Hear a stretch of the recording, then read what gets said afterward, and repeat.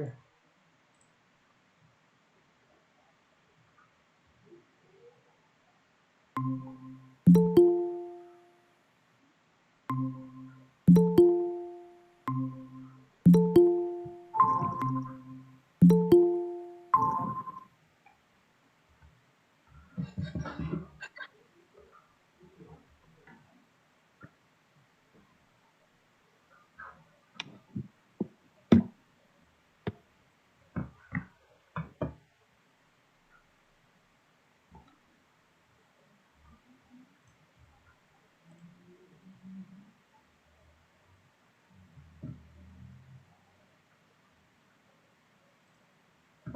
One minute, Vignesh.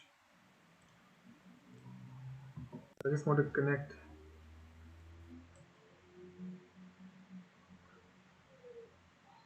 Hello?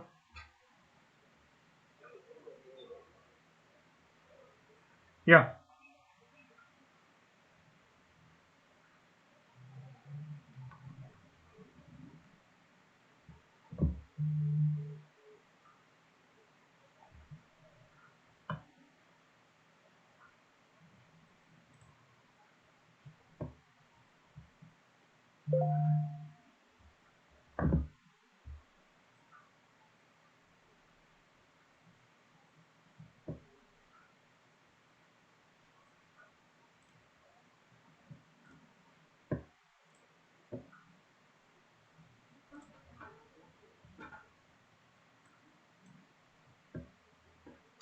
Hello, Mr. Kumar, can you hear me?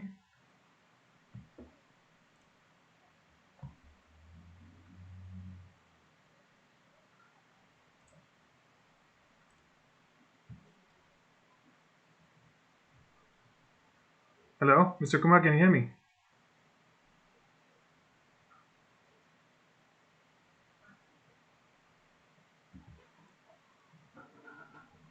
I don't know if you're muted. I'm not able to hear you.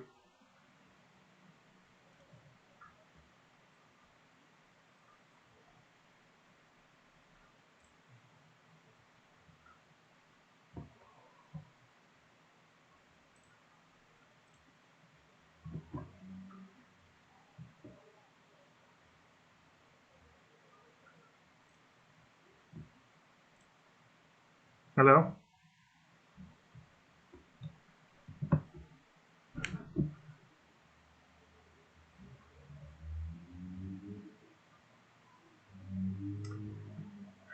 I'm hearing all different noise here because someone else is continuously speaking. I don't know who is it. If anyone else's mic is not muted, kindly mute it.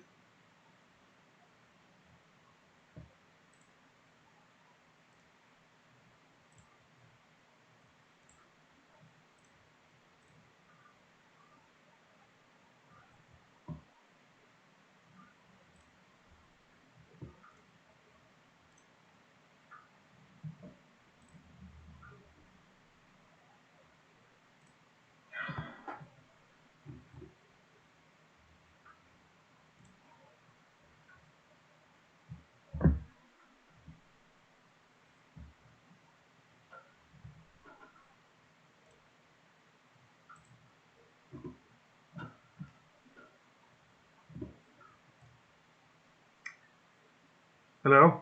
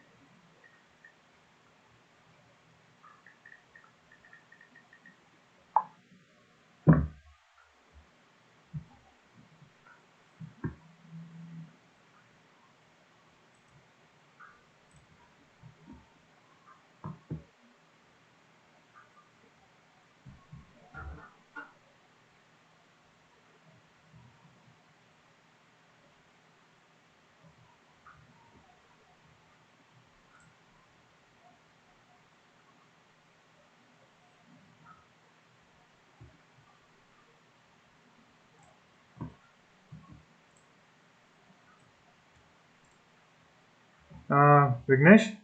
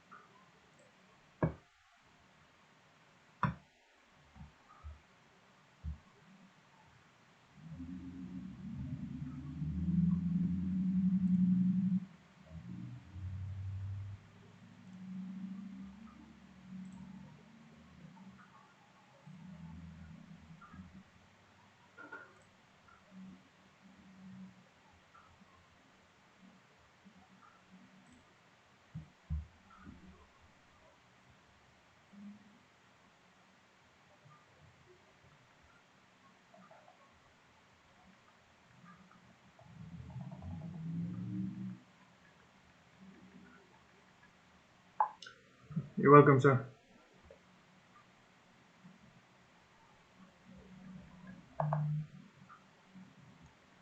All right, so um, I just need to quickly check. Are we live already in this?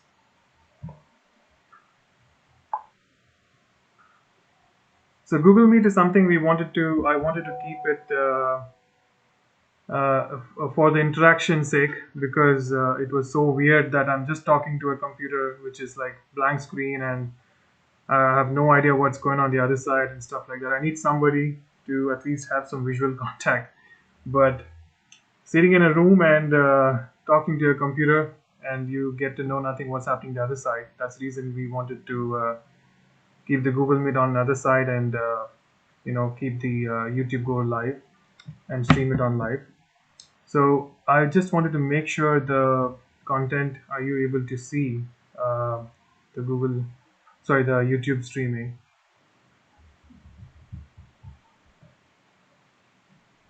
So once that is confirmed, then we can start the topic.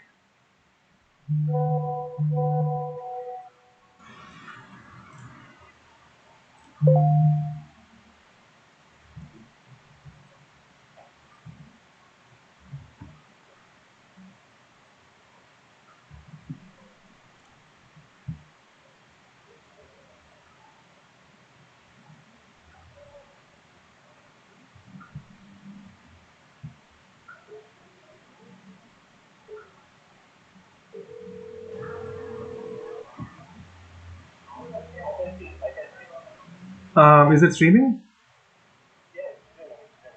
Okay, great. Cool. Meet is connected and it's streaming already. Okay, cool. Okay, okay, okay. Yeah, it started streaming already. Okay. Yeah. Okay. All right, great. So I just wanted to confirm with both the sides. So at least it's streaming. Um, hey guys, this is Shiv Sundar here. Thank you very much for joining me today. Um, this kind of a quick chat. I wanted to speak to you guys just to talk about what's happening in the other side and stuff like that. We've been confined to our own places for a couple of months. So uh, thanks for this opportunity. First of all, I wanted to thank Mr. Kumar because this is a wonderful interaction. He approached me during the month of March for starting up some couple of minutes of videos to put some light on what's happening in the industry and all those questions all we have basically starting who all are starting newly in this career and what's happening in the industry and all that stuff. So you want to make a video. That's exactly the time everything changed. I mean, the changes happened throughout the world where we all were clueless what's happening I'm talking about the crisis we are facing right now. So that's the time of transition I was making to work from home.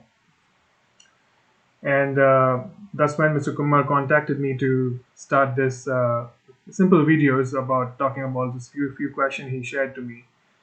Unfortunately, I wasn't able to do that, and that was a little difficult. That I wanted to make sure that I make a video, and I made a video. And when I looked at my own video, I wasn't satisfied. Like the content we were talking about, that wasn't really reaching to the point that it doesn't make sense because things actually were changing. Industries were closing down, people were running out of job and all that stuff. So I had zero clue that why these things are happening, and we know why things are happening, right? So then I contacted back Mr. Kumar and I said, hey, I think let's wait for some time to see how industry shapes up. So we can put some knowledge, gather some knowledge, and see how things are changing, and then we can talk about that precisely to everybody, right? So I can't just give a false hope saying that hey, everything is good on greener on the other side, everything is going good, great.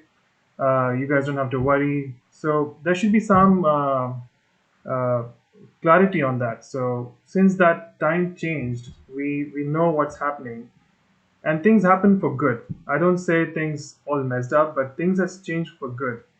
Those changes have really impacted our industry in a big way, and things are shaping up pretty good. So I think we're in a good spot. This is something I wanted to talk very casually, nothing to put something on your head that you know some technical knowledge or give you some big words. This is something I'm sharing my experience and how I have been in this industry, how I started, and what I've been doing right now. It's kind of an inspiring stuff. This you can't Google it and ask somebody, right? This is something you need to speak, get information from a practical person who's been in industry, who can actually talk to you guys and tell you what's happening. And this is kind of a raw experience that I wanted to share with the students, share with somebody who is starting their career, who want to start a career, who is kind of haywire here and there, clueless, maybe kind of losing their confidence in the industry we are in right now. So this is something I wanted to speak very casually, like say hi and say, hey guys, this is what is happening, what I've been doing, and all that. So by saying that, so Mr. Kumar said, okay, that's going to be a wonderful opportunity to everybody and every one of us, because I've been every time visiting to Arena Kamnahalli, and to speaking to you guys is really a great honor, and it's a great opportunity to speak to you guys, because the kind of interest you guys throw in, that makes me to contribute some more. That every time I do something better, I want to contribute, saying that hey, this is what is happening, and this is the way I approached, and all that stuff.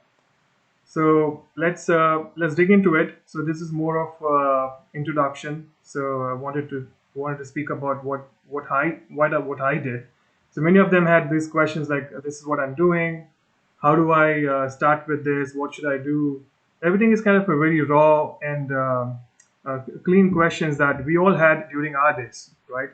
So this is more of me speaking casually, kind of talking in sense of how things are giving up.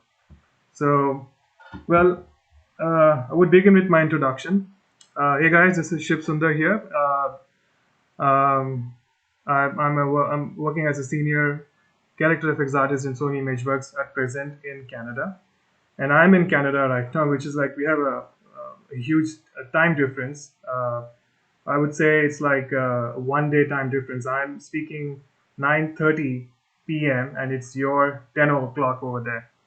So that's the time difference, and what I've been doing so far, working as a CFX artist for close to 15 years. It's more than 15 years, I would say, uh, because the kind of interest. Some of you have asked me that how you guys gained an industry interest in this industry, and how you started beginning all that thing. I would say I was absolutely clueless when I started my career, which was in 2004. even before that, when I finished my school and all that stuff, we all have this kind of confusion, right? I finished my school, what should I do? And the kind of times we go with the flow. And when I finished my school, that was a trend. People were doing engineering, right? So engineering was in peak. So I just finished my school and going with a goat herd. I just followed all my friends and I went for an engineering college and I gave my examination. Luckily, with absolutely no studies, I scored 35%, which was not my goal, which is not my piece of cake. And my parents were clueless what I'm going to do, and I was clueless what I was going to do. But I had kind of attraction towards film. I had kind of attraction towards fashion because I was more inspired by my father. He was he was a great person who used to dress well. He used to have a great personality and all that. So I kind of followed him. I that grown that interest into me. So when I finished my school, the first thing we did was, of course, I did my engineering, which was not my piece of cake, and I wouldn't have done it. Good that I didn't do it.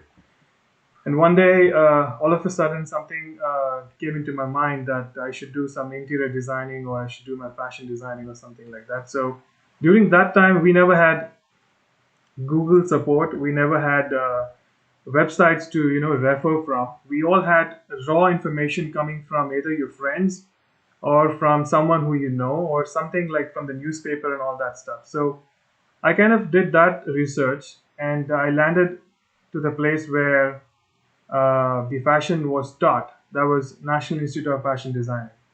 So I landed down there. So we went there, and I took my career, I took my course, and I started, studying and learning all that stuff. So even before that, something I wanted to say. My first film I watched was Terminator, the Terminator movie, which I cannot forget in my life, which is Terminator 2. My parents just walked into a cinema theater once, and that was a movie, Terminator, and that changed my life. That is something inspired me to understand more of Hollywood films and English films because Terminator 2 was a groundbreaking technology at that point of time when we actually saw the film. The film was something out of the world. We felt like we're not looking at humans, we're looking at aliens because such a powerful impact it had on our film industry. That movie just changed entire thing in our Indian industry plus the Hollywood industry, right? The kind of technology we saw at that point of time, which was unimaginable, it was out of the world. That stuck into my mind. That kind of gave me an essence of watching these films, not just for the sake of I'm going to be an artist, I'm going to be a kind of a director, or going to be an actor. Something perspective, which gave me new perspective of watching that film, such films. So I started beginning watching Terminator. Then my favorite hero was Arnold Schwarzenegger, and I started watching Rambo and all that. So it kind of gave me a kickstart of a taste of a new life, of a perspective, which brought me here where I am today. It is something that you need to follow. It gives you a break, right?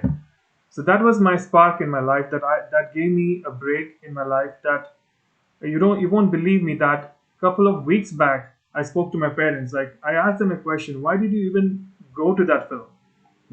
What made you to go and watch that film? It was just a walk in, looking at a big screen and looking at a big poster of that film. My parents just walked into a theater and they started watching it, and that changed my life entirely. So that was my first inspiration, I would say. So that was the beginning of everything. That was the beginning of everything.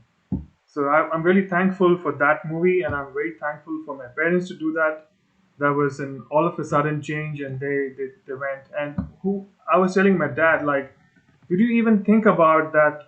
Will I be working on Hollywood films after watching this movie? Because he connected that point, and he said, I don't know why we went, but we went. That is something meant to be happen. It happened, and that brought me all the way here.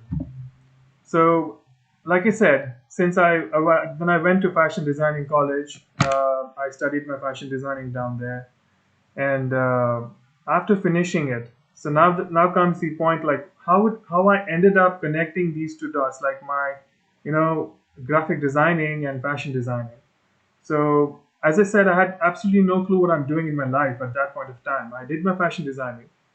I also went to a direction where I wanted to start a fashion boutique, and then you need investment for that, right? So you don't have investments, and then I started working with my friend who had a boutique. I started working with him. I started learning marketing. I started learning about new trends coming in the market. And we had a boutique to a very close college, so we had a lot of youngsters coming in. We had good opportunity to build up that knowledge. So what I learned from fashion designing is pattern making. This is more of designing a cloth, designing a pattern which is very specific to a specific body language. So all that came into my help. So it was not just, you know, I'm working. I'm trying to bring that knowledge into my work as well, so that I can build up from there. So it taught me speaking to the people. It taught me marketing skill. It taught me bringing in a new idea and presenting that ideas to my client. So all that gave me a good exposure to a world where I never stepped out of my house.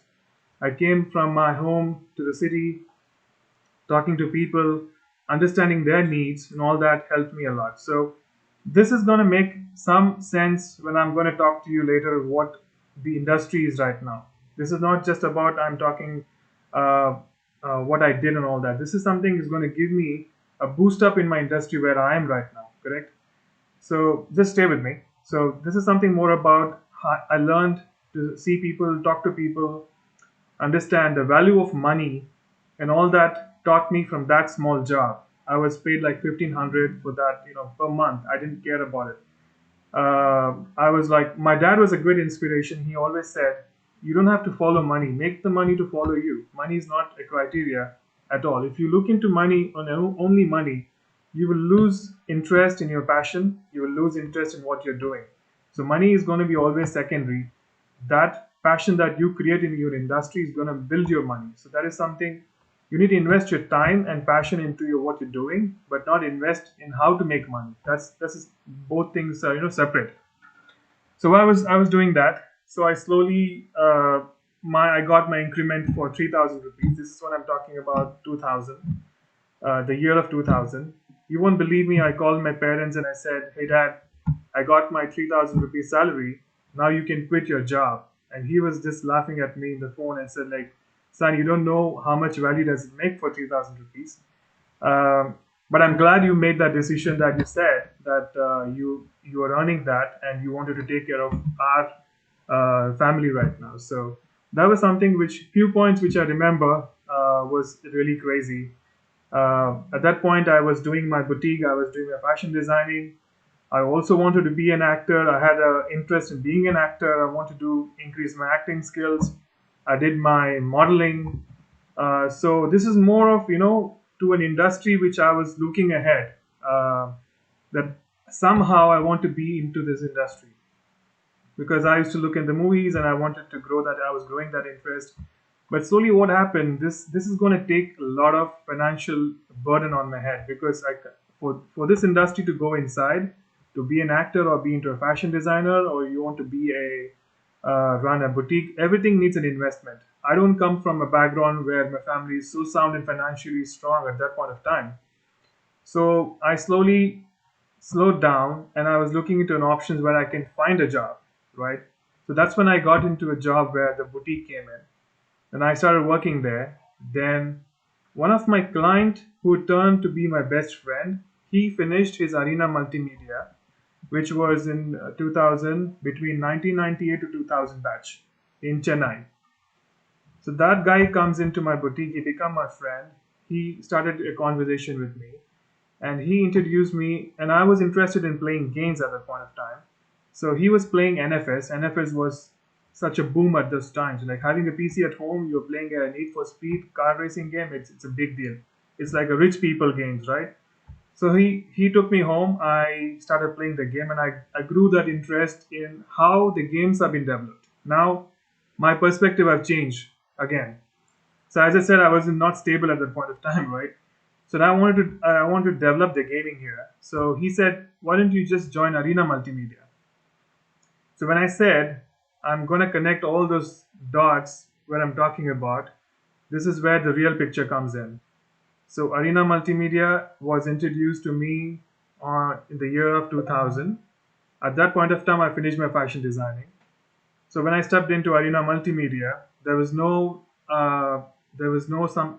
software being introduced to Arena Multimedia called Maya.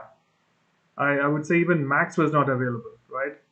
Maya was something a very expensive um course when you want to buy and start, enroll yourself. I would say they were expecting 40,000 rupees in the year of 2000, which is like, it's a big money. It's like, I would say it's a big hole in my pocket. I cannot afford it. And I just stepped out. I said, like, okay, I can't do it. But I learned Photoshop. I learned 3ds Max. I learned Flash and web designing, and all that stuff was happening. There was a very basic information which was given to me at that point of time, right? So when I finished, I was still working in a boutique, and I was, paying for my bills and all that. So once I finished, the boutique was about to wrap up because my friend was leaving abroad. So the connecting dots came here. So the one of the faculty from Arena Multimedia, he called me and said, "Hey, there is an opportunity uh, for you in a VFX studio in Chennai. Would you like to take it?" And I said, like, hell yes, why not? I wanted to know because my parents were asking these questions. Will you have ever going to do an office job? Are you going to sit in a desk in a computer? Are you going to work? So they had that kind of a very standard way of thinking that I need to have a job which can have me a sophistication in a life, right? So I said, like, okay, let me grab the job. So that was my first job in Chennai, which was the company called Iris Interactive, which does not exist at the point. So when I went for an interview, that was my first point. The creative director of that studio had interviewed me. So he asked me this question. So what would you like to do? I said I want to do animation. Think about myself at that point of time. I was so raw. I had no clue until then what I'm going to talk to him. And he said, at that point of time, he said a very good word. He said, sorry, in India, at this point of time, animation, being an animator as an Indian is not a great opportunity for you because we need to come from a very realistic and artistic background. So an animator has to be very sound to be an animator, to prove himself to be a very good animator at that point of time. So looking at my profile that I'm coming from an IFT, which is my fashion designing background, he introduced me to Maya at that point of time. He said, we are having a show which is going to come up, which needs a clothing uh, simulation for that specific character. Have you heard about it? I said, like, I never did that before. But that includes my pattern making skills. When Maya was introduced in Maya 5 or something, I'm talking about. So it had a very classic way of making patterns and creating cloths and everything like that. So now what happens? My skills from an IFT is connected digitally in Maya. When I know how to create patterns, but I don't know how to handle the software because I never did that. So my first job in 2004 was to clean up frames, which is like I'm talking about. There was a movie called Mughal-e-Azam, which was black and white film, which was converted to color. That is what we did. That is what done in Chennai. That was done in 2004. I used a software, compositing software called Combustion. That was today we don't use Combustion. We have Nuke and all that stuff we are using right now. But then we had Combustion. Combustion was a software we used for compositing at that point of time.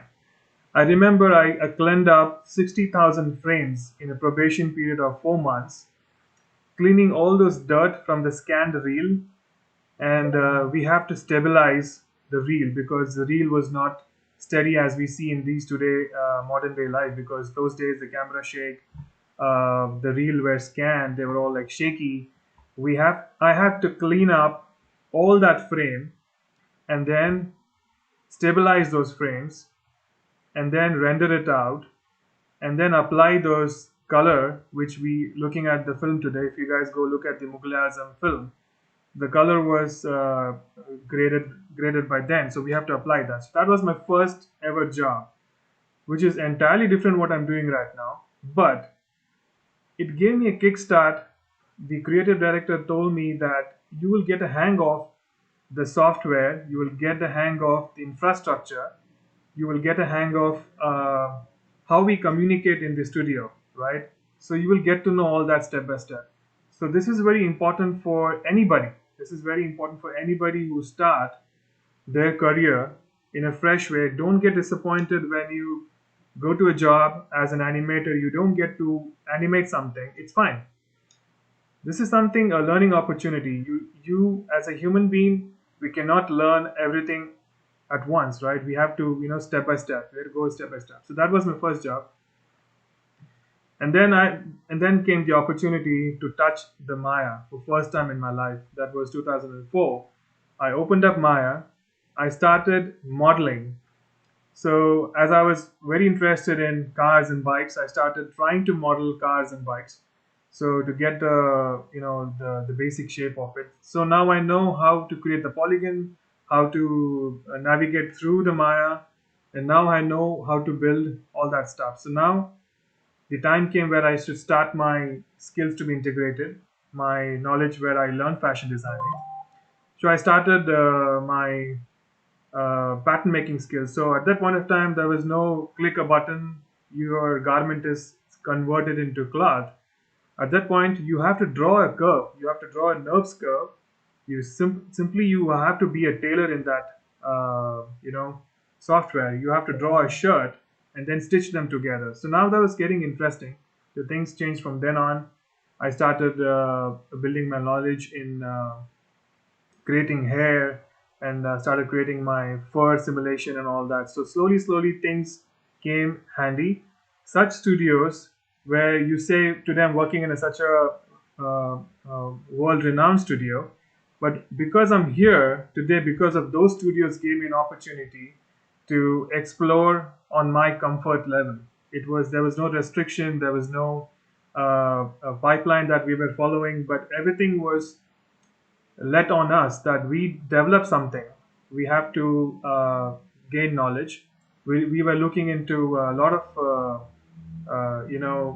information like tutorials. At that point of time, Google was not available. We didn't had such information, such robust information that we have today. We used to source Gnomon CDs, which we used to get. Those damn expensive at that time. We used to speak to somebody that can you source those Gnomon tutorial CDs, and then we have to copy that, learn from that. So all that things are happening. But today we have everything in fingertips. We can just Google it. We can go to any library. We can take a subscription. There was nothing like that at a point of time. Everything was from knowledge transfer, from speaking to each other. I'm talking about the transition of how industry has changed now than how it was. So something like hair and cloth and doing something in India, it was damn new. There was nobody you can talk about that who was doing at that point of time. We had only one company I would remember, Rhythm and Hues in Mumbai. They were coming up at that point of time, and they were the only pioneers at that point of time who knew how to do cloth and hair. But what about the rest of other country? What about the other people who were actually working, who had no sense of these technologies growing up? So we got this new project called Harry Scary. That was my first 3D animation project where I built hair, and I think I built hair only on that, and the simulation was done. So I will quickly show you that. That was my first ever demo reel. That took me to the corner of the world. So I should be really thankful for that particular time. We used to draw hair. We have to draw like thousands of hair on a character to render that. We had no support of how do we render it. The mental renders, ray trace renderings, they were so expensive. The system was not supportive, but we have to get the output. And how do we fix those jitters, which is something new? So There was a director called, I don't know if you guys know Sham Benegal. Sham Benegal was is a very renowned director who brought this new story called Camelu. It's about a camel, a story he wanted to develop, which is shot. It's more of a Rajasthani story he wanted to talk about. The story was pretty well done, so he wanted to develop these characters, like a camel, a horse, and a rat, and all that stuff like that. So we wanted to build something digitally appealing. So I had less experience, but I was trying to do my best. So I wanted to show you that first. What we did. I'm going to quickly pull it up.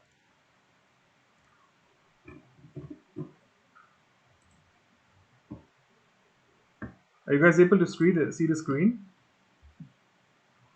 Okay. So I'm going to minimize the Meet over here. Google Meet. I'm going to expand this. This was my very first demo reel. I have to little skip these things because this was after which I got it done.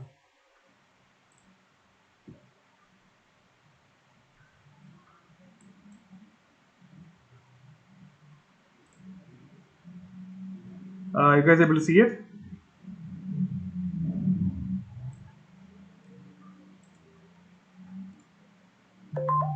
Okay, great. All right, so let me just play this.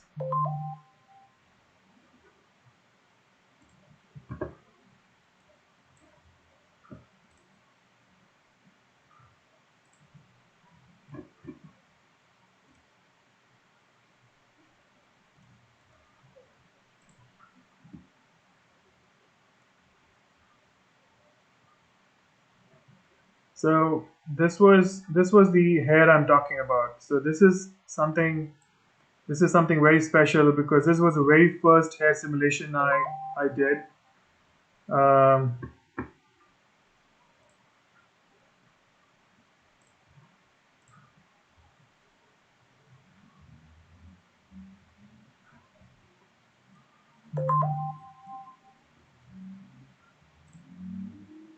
or I think Vignesh is saying something that he wants me to do.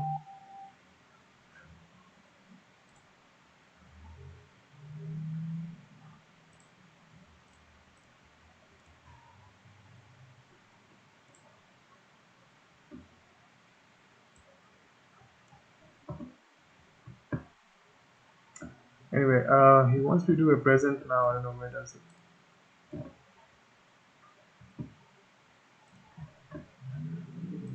Sorry guys. So let me just play this. I'll just chuck that. So this was something, the first simulation.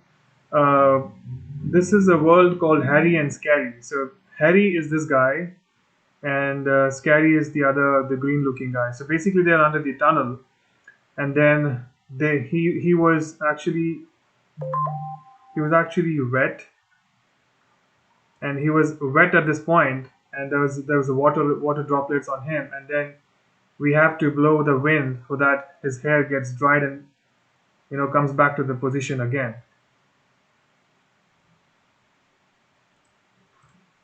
That was like really challenging at that point of time to you know we were all scratching the head. How do we do that?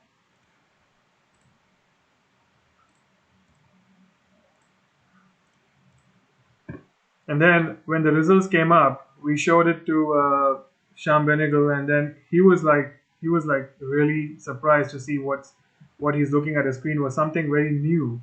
So that was a big achievement at that point of time. And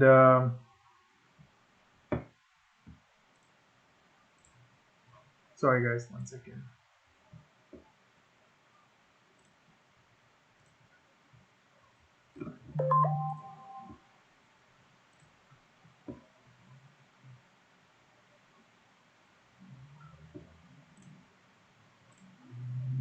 All right, so I was about to share the presentation screen to you guys. So now I think I'm able to present. I'm able to. Okay, you guys can see the screen, right? Okay. Yeah. So that was something very kind of a big achievement, I would say, This was done in Maya 5. It's a kind of a classic time. I can't even imagine now that how we did. We spent days and nights staying at work. We did late night hours, and then uh, I didn't mind working late hours because I would say this is something a big achievement and a goal. Okay, I want to just play it again. I think they said they didn't see the video. This video I'm going to specifically stop in the middle where I'm talking about this hairy and scary character. That was the first ever I did, so I want to put some light on it. So I spent days and days and nights on it. This was like mental ray render with ray tracing attributes on it. So something which a new language we were talking about, and we're talking about a new language. So this was something a big achievement, right?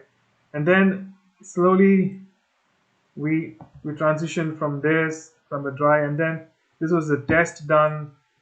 This was an inspiration from a Final Fantasy character. We all know, we have all heard about, we have read about that. This is an inspiration from a Final Fantasy character. This is one of my favorite. This is an inspiration from Ratatouille. Ratatouille is something you all know, we all heard about. This is again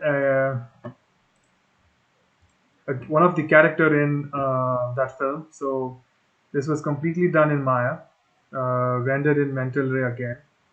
But unfortunately, that was not complete. The show was not even started or never completed. But at least I have something we did at that point of time. So this was great.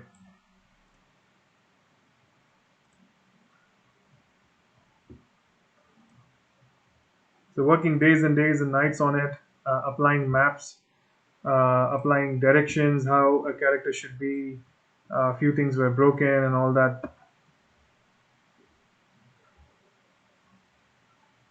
Yeah, please go ahead.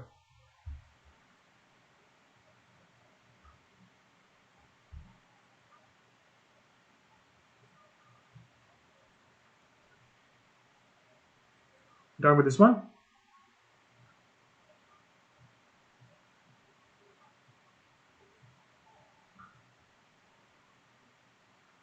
Oh yeah, okay, okay.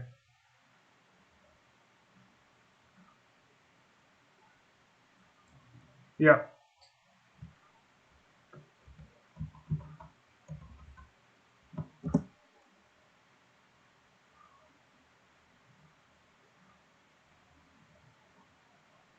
Are you talking about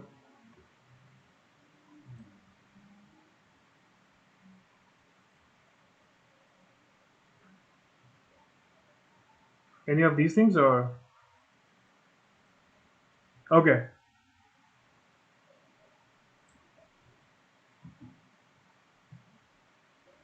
You're talking about this one, right? This is I know this is from the movie Rango. So this is the I'll come to this. This is very special again. This is from a movie Rango, but so what brought me there is all these guys. So this is Chup Chups. This was one of the pilot work given from Sony to two of the Indian studios. One was in Prana, and one was in one of the studio which I was working called Sun Animation in Chennai. So they gave us one of those Chup Chups earlier, and they said they wanted to get something very similar.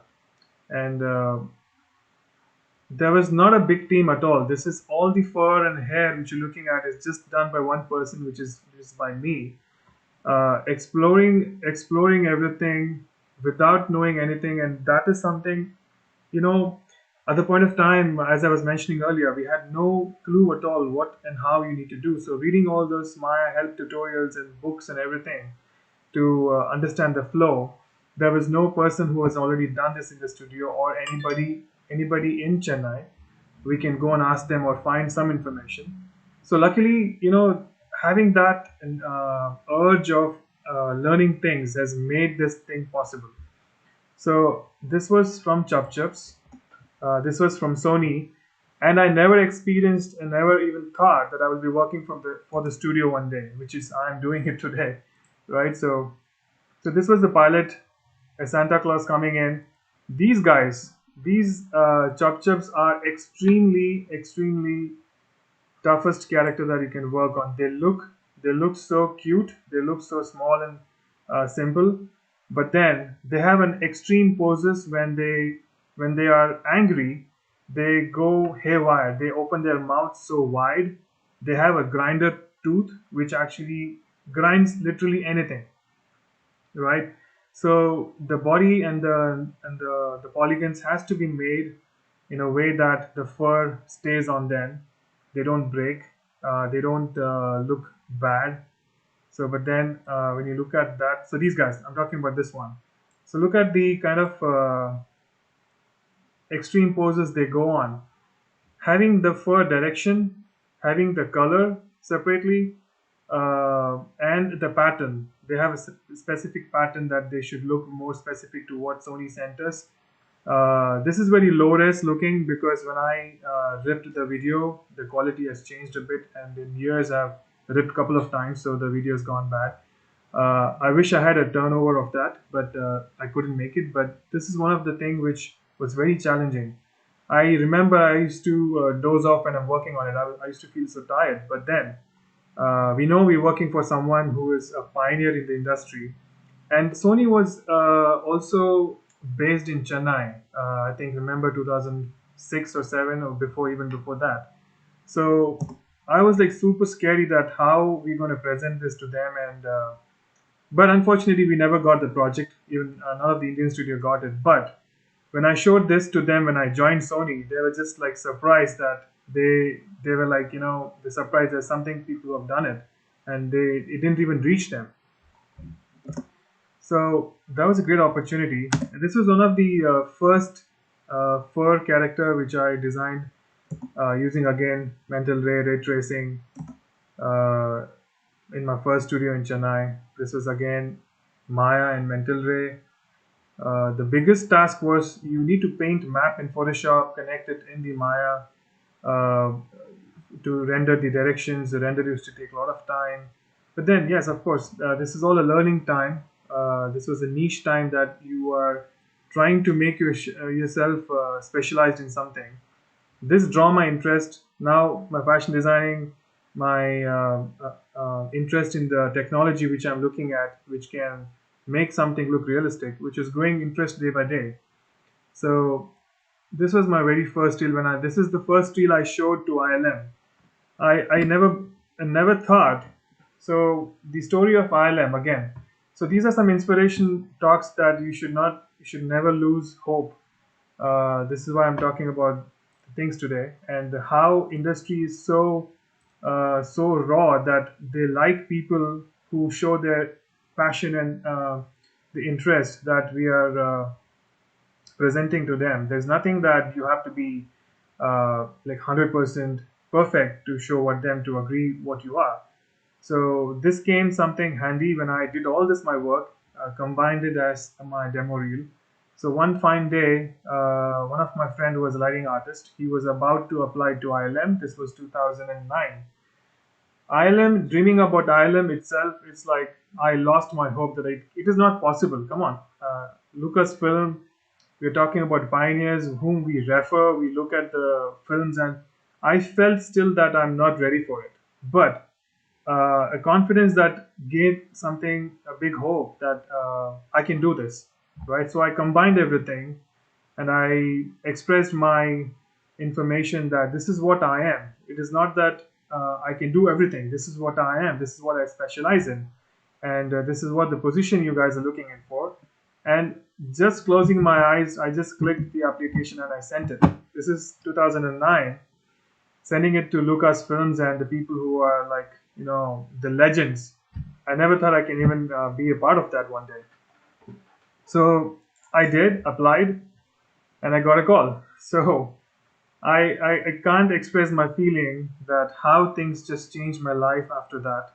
This is like dream come true. I can't say I was thinking I wasn't even worth it to apply for ILM. That 2009, end of the 2009, I watched Transformers. We all went to the theaters. I watched Transformers. I was looking at the films and I was talking to my friends, guys, when are we going to work on such films? And Transformer, believe me, that's the first time I ever heard about a robot transforming into a vehicle, a robot talking to a human being, and it can interact with people and all that. So we were all like, raw materials. We were just lying around. We were just following how the pattern is following, right? We were just following the pattern, but nothing something we specifically did new. But doing something new had gotten to me this level at this point of day.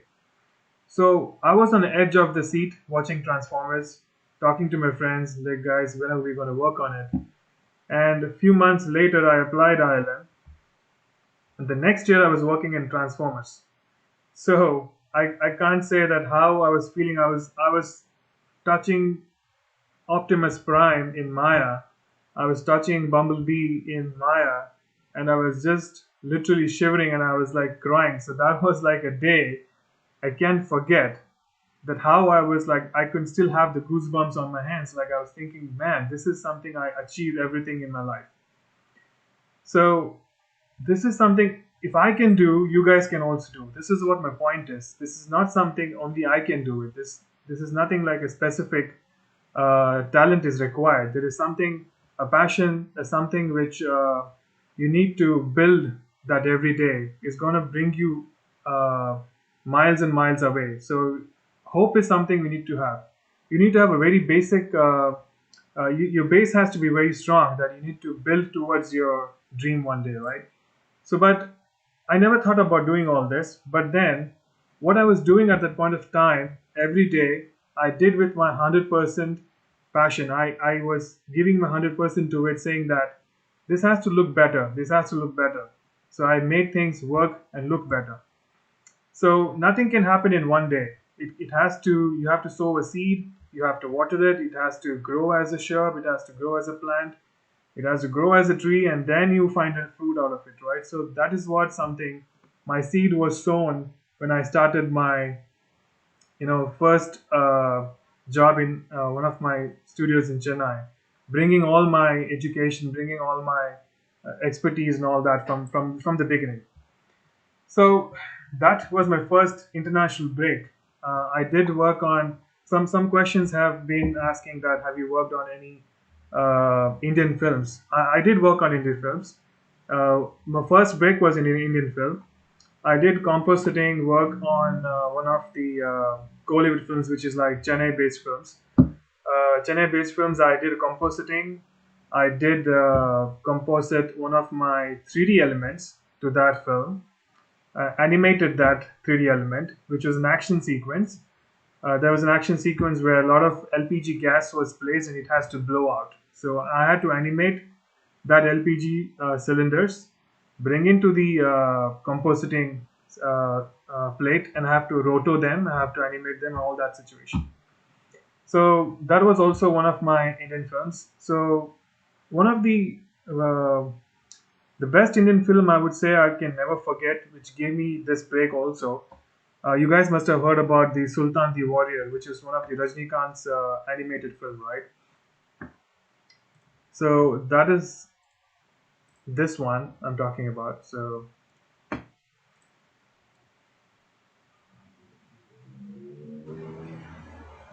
this was completely done in Chennai studio, which is the Orca Studios in Chennai. Having like 10 member of team, one person handling hair and cloth. There was no soup, there was no lead, there was no artist, there was no junior, there was no senior. There was one person who was bringing all the information in, and it was all done by me, which was like I'm proud of talking about this. This was and simulated in Cyflex, one of the plugins which we used at the point of time, and the hair was again generated in Maya.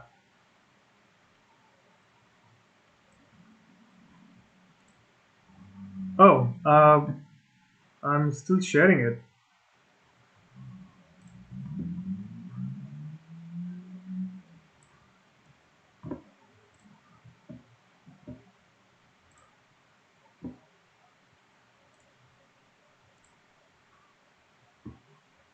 All right, can you see now?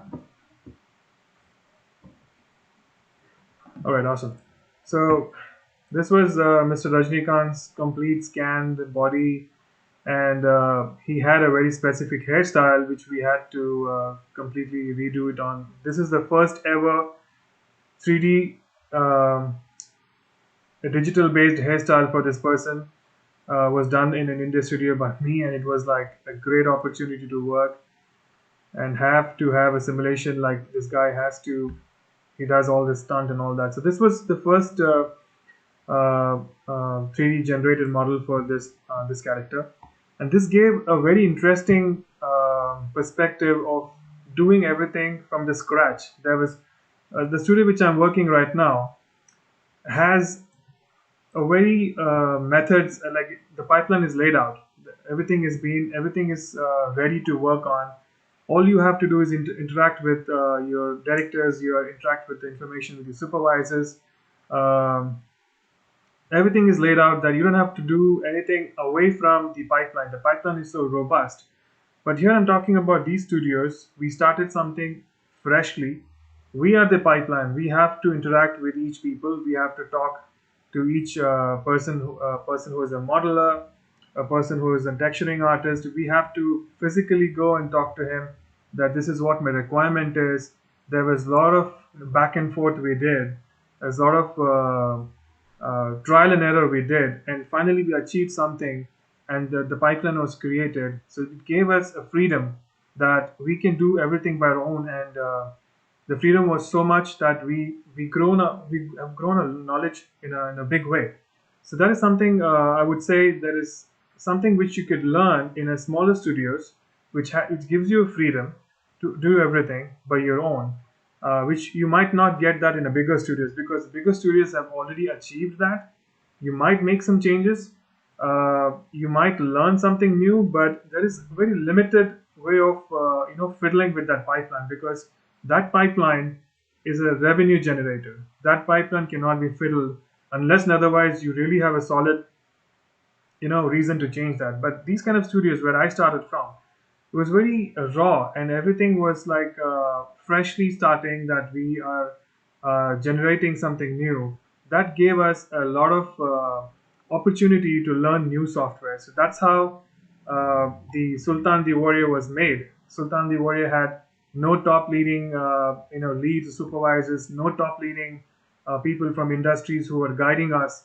This was done from everybody who just finished the studies and a little bit of 2 3 years of experience, and the technology we are receiving from is like working on hair, working on ZBrush even didn't exist at the point of time. We were not even well invited by that. So everything was new, so we built from scratch, we worked on it, we did simulation, we did test, we created libraries, we created documentations for people who can come later and study and that. So that was the time we created Sultan the Warrior, and the first trailer was loved by people. It was you guys can say it is not the top notch, but we probably made that in India by a member of like 10 15 people, and that was showcased in a big screen. There was a big press conference happening, so it was a big moment of people achieving something.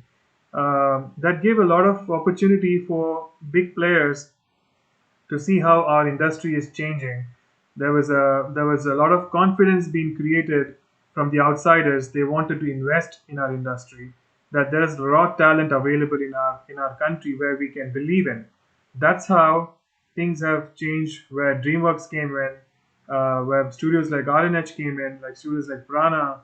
So many studios are coming in, right? Because we have raw talent available in India, people are ready to contribute so much to our industry. So that's how it all began.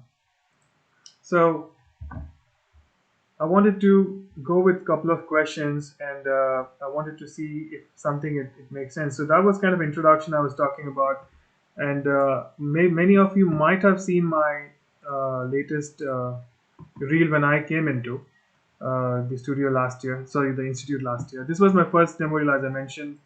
I'm gonna play that something latest which I have.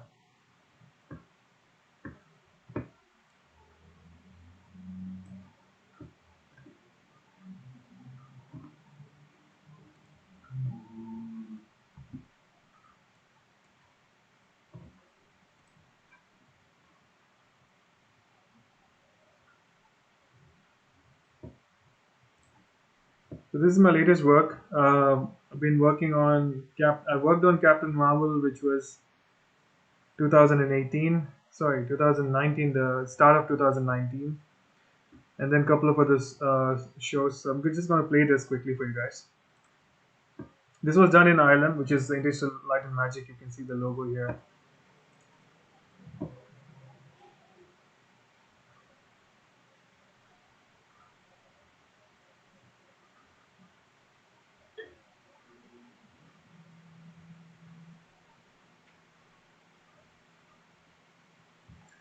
You guys are able to see it, right?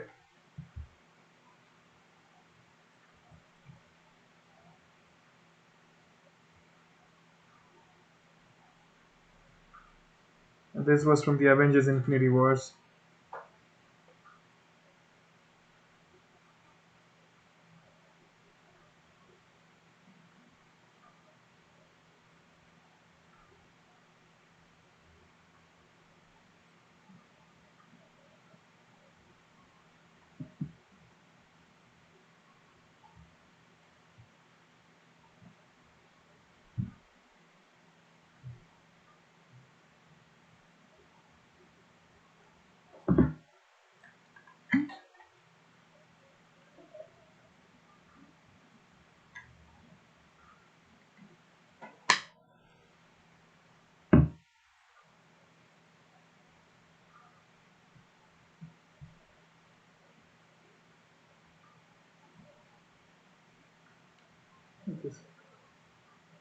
I'm sorry.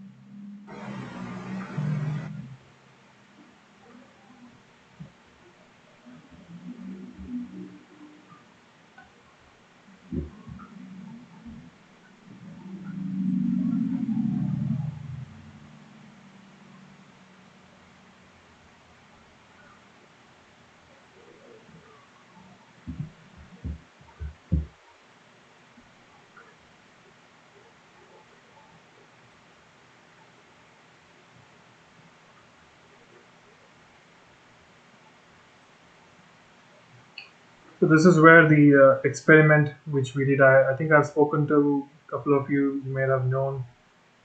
This is where the fashion designing comes in. So it's kind of more. I've integrated what I studied. This is more of developing a real life costume, and then this is basically how the costume is being developed in real life. And then how do you convert that real life costume into digital form, and then bring into digital form where a character wears the same costume with the same body topology, and then you build that complete measurements based on what information what I've done in real life. It has been converted digitally. So now every that formation has been created here, and then it is draped on a character. Imagine if this is a character you see in the real film. So you need to test it out how a character can carry that costume in the digital life with any kind of walk and all kind of actions, whether it could be an action sequence, or whether the costume is able to handle that stress that we give through the animation. So all that kind of a documentation. This is done in DreamWorks to make a kind of a big library for every other characters, different costume designs, so that you can just click off a button, you can bring it to a character and just modify based on that. This is still a Captain Marvel. So cool. That was my latest one. A couple of movies I'm still not, I haven't added, which is Angry Birds 2, and the currently which I'm working is, I want to show you that as well, which is called Connected. I don't know if you guys have seen it, but I'm gonna quickly play that for you guys. So this is my current the show which I finished a couple of months back, not couple months back, couple of weeks back. So this is the show is working. This is done in Sony Imageworks. So will you be able to hear the audio? I'm not sure, but just watch the visual here.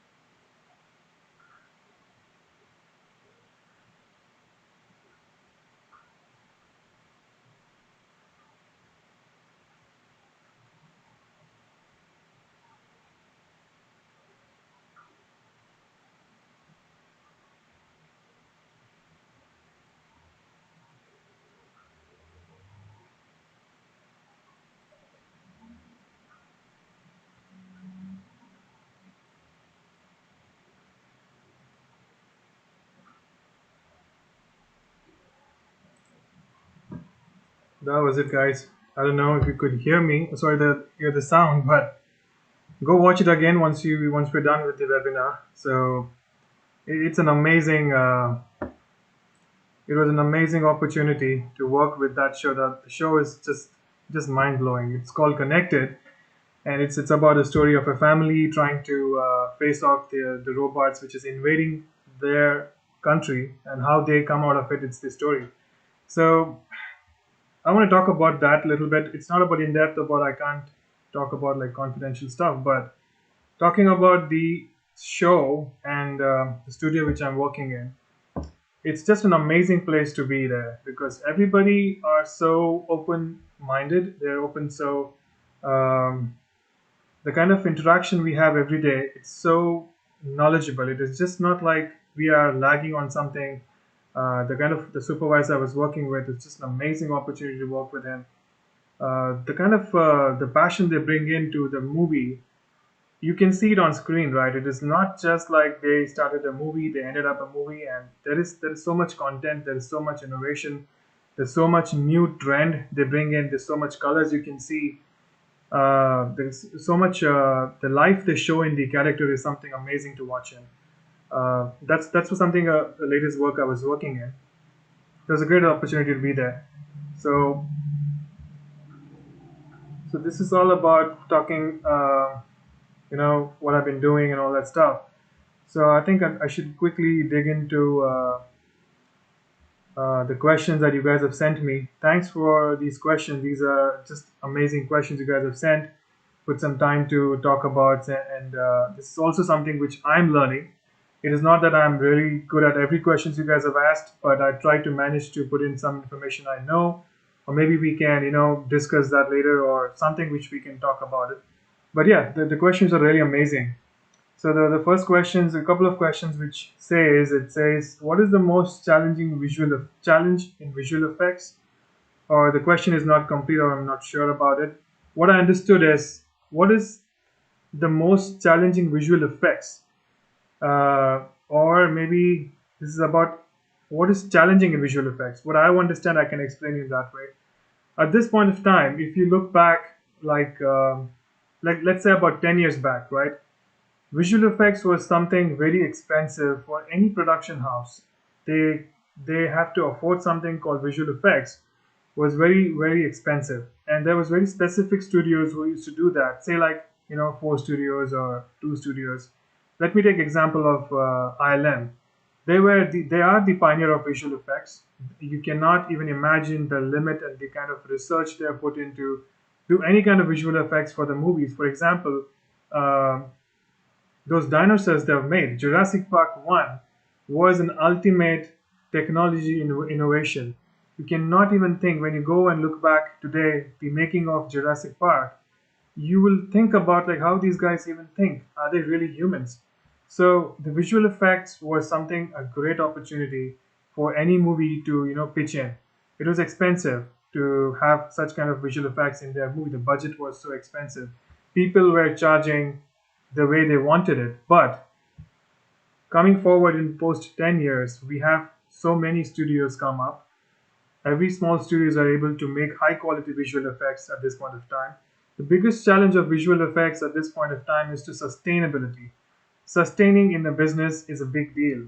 Having a business run competitive, they have so many competitives that they are producing so much high quality visual effects that we used to only get from specific studios earlier. So I would say that is one of the biggest challenge for visual effects to survive at this point of time when we are facing so much crisis happening. The shooting has gone down. We don't have real footage coming in. Everything is just translating it to digital format. We have Netflix right now. We have digital platforms coming up. So I would say sustaining in the industry is the biggest challenge because the emerging new studios are so highly competitive with other studios right now. So that's one of the challenges which I see in visual effects right now. And the second question is there a trend in using digidoubles in non-action shots? Yes. I can pitch in some examples. Lately, we have seen, not lately, recently, we might have experienced about the demise of Mr. Paul Walker in Fast and Furious, correct? So imagine you are shooting with an actor for the entire sequence. Nobody would even think in their saddest memory that an actor or a director or anybody who's in on screen would even die. Or maybe some incident happens, right? They have they have pitched in so much money to the character. They might have a contract signed with the person. But what happens in such kind of unforeseen situation if the person is not available?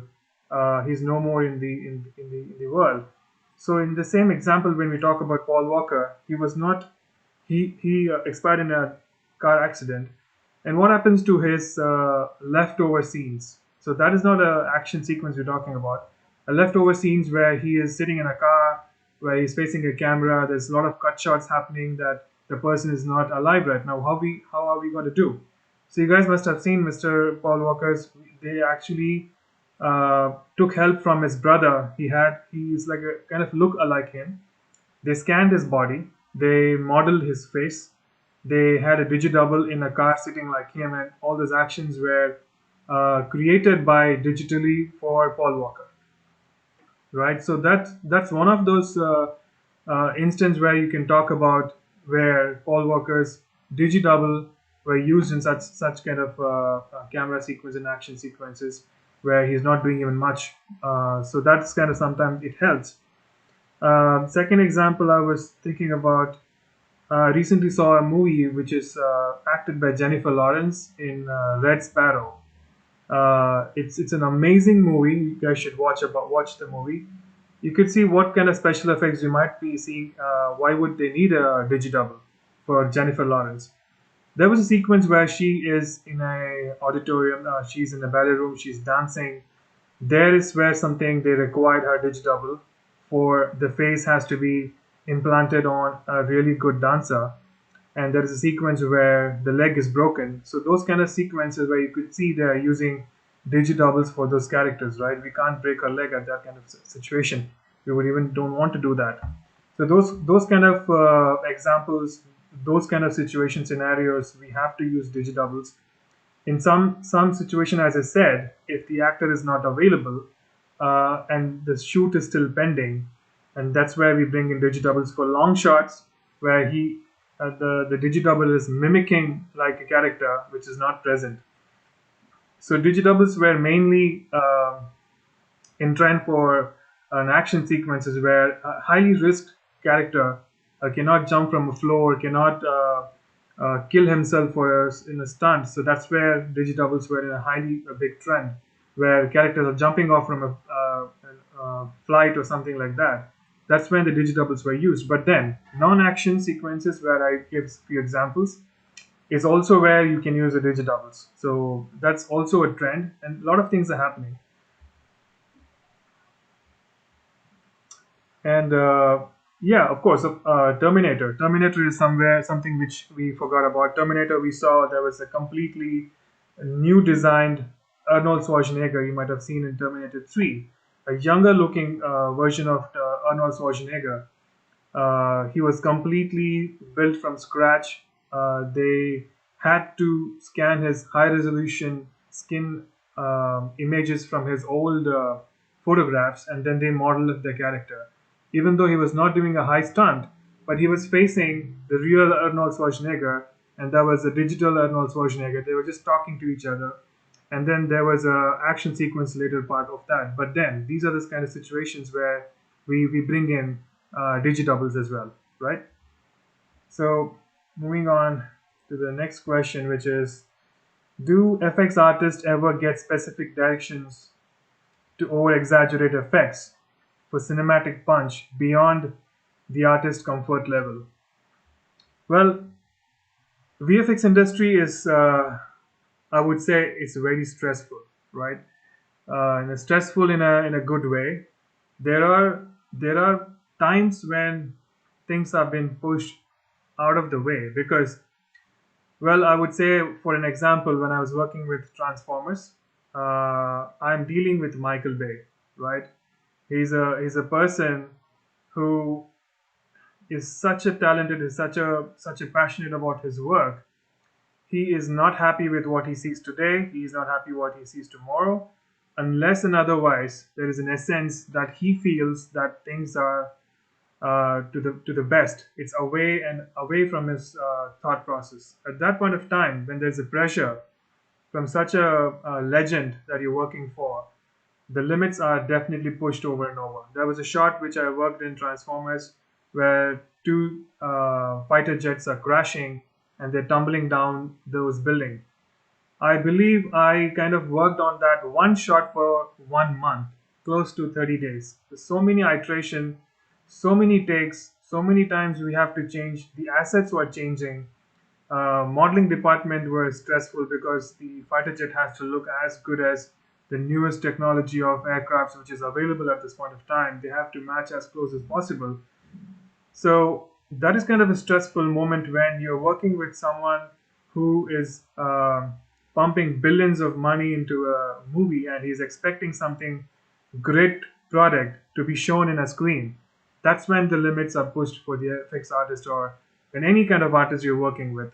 So there is no harm in doing that because it is also your piece of cake when you finish that product and it's been approved.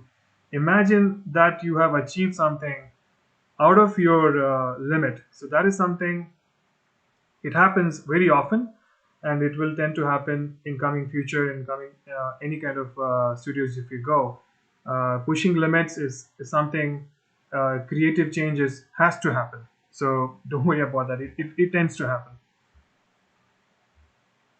So the next question is, what is the most exciting thing about uh, the future visual effects? I think those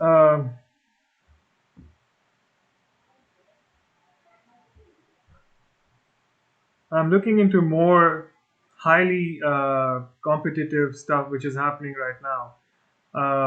If you take about Weta Digital, which is like Avatar, it is something beyond the limit. As I saw first time Terminator, Weta Digital is coming up with a new animated animation feature studio, which they're also coming up like what we are doing in Sony. They're also having a branched out an animation feature film studio. So when you look into that, it's very interesting that how things are. People are trying to obtain the new trend, which is branching out many more branches. Today, if we look at, there's so many digital ways of communicating with each other. You must have seen how there is an app being developed so quickly. You might have seen how there is a 2D uh, the 2D way of explaining stuff. For example, take about like COVID situation today, how they're explaining using that 2D information, that how a person can wash your hands, how a person can enter to a airport, what kind of digital format is available. So if you look into that, those are the kind of developments which we are looking in forward. Everything is completely changing to digital form. Everything is like the visual effects or the kind of visual presentation is changing the mode of the way how we look. Everything is like the paper, even if you look into an iPad or even if you look into a computer, how things are changing for us to visualize it. So definitely those are the kind of interesting things I'm going to look in forward in future. And then what's your favorite shot that you can talk about? Of course, my first, as I said, Sultan the Warrior is something I can never forget about because that's something we worked very hard. We worked very from the scratch. We worked from our hearts, and we are still doing working from heart. But that is something is my favorite thing, which I remember the kind of time we spent. We used to stay at work late night. We live in the office for 24 hours. We stayed at work late nights, and that is something which is very favorite for me. But then the first international project that I worked in Ireland was Rango. That was the first movie I worked, the feature film I worked, and that was an Oscar-winning film. I can't imagine, and I can't share my the expression I had at that point of time when they announced that this movie got Oscars and we were holding the Oscars in our hand. It was like it's the biggest achievement, man. I can't explain. It was like I just wanted to leave. That was in Singapore. The studio was located in Singapore, and then I just called up my family. I was trying to call everybody, my friends. It's like kind of a show off moment, I would say. It's a proud show off moment. Like I worked in a show first time in a studio with ILM, and that studio and that show got an Oscar award. And as a team, we have won an Oscar award. It doesn't matter if you won an Oscar award as an individual or as a team, but we work in a visual effects business. It has to be as a team, right? That was the greatest moment, I would say. And Rango is always going to be my first love in my VFX industry because entirely new world, entirely new country, working in ILM, and that is an unforgettable and favorite moment in my life in the studio. So moving forward with a couple of other questions.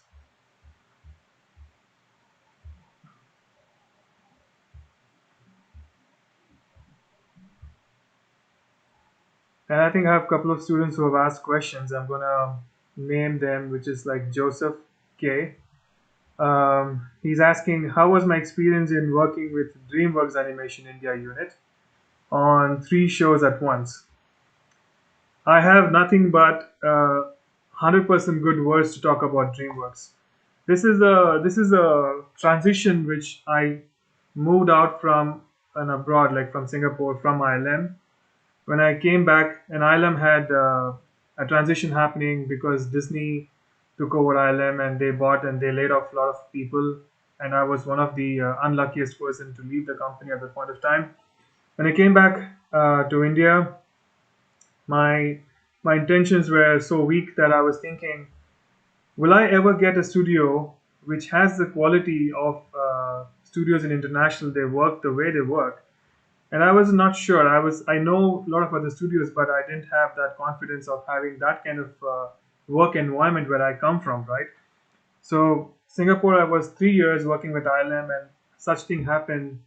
I was heartbroken when I came back home. I was thinking, I hope such studios emerge back in India. But I know there was DreamWorks already in Bangalore, and I applied from Singapore. But unluckily, that point of time, they never had the positions available. But I was still in touch with the recruiters. This is something which is very important. That keeping yourself connected is highly important. Nothing is going to come and fall on your plate sitting at home and grieving about it, like, hey, why am I not getting a job? Why am I not getting a job which I suit for? But that's not going to happen. It is your responsibility. It is your part of work that you need to be connected with the world and make sure that you tell them that you are available, that you're one of the person who can do such things. It is that you're representing yourself. So I did that most of the time. I was connecting in Canada. I was talking to Sony Imageworks. I was sending my resumes to all of the studios where I can do work, and I was presenting my work. I was talking to people. Even though I was coming from ILM, it was not easy to find a job. To make sure, it was not easy to find a job. It was a hard time to find a job. It was hard to impress people because at the point of time the quality is changing, the market is slow. So all that happened, right? So when I came back home, I was finding a job and I was not able to get one, and DreamWorks was not hiring. After 6 months of sitting idle at home, I find a job in Bangalore in Eccentric Studio. Eccentric Studio had a position of CFX supervisor. I spoke to them and they were very happy to have me in, and I joined them.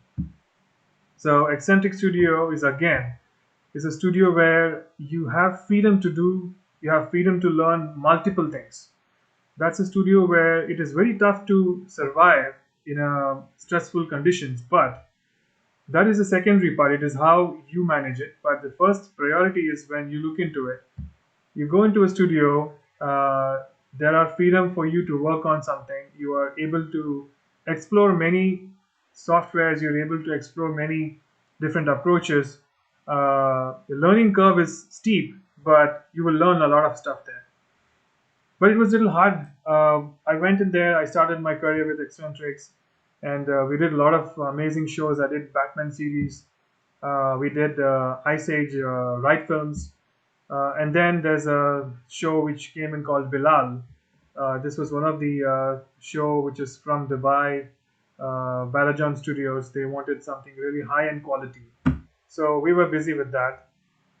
So once we finished, and then the recruiters were in touch with me. Now, after almost 1.5 years, I was able to get in touch with DreamWorks people. So we had an interview.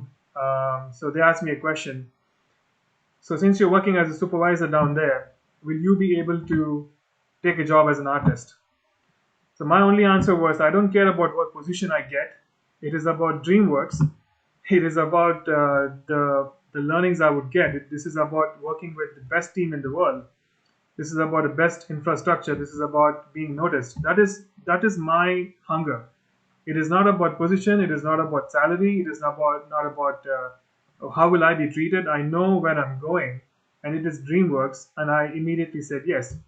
So they were pretty happy, and I got my job, and I was working as a dynamic CFX artist down there. The first show I worked was Penguins of Madagascar. That was a thrilling show.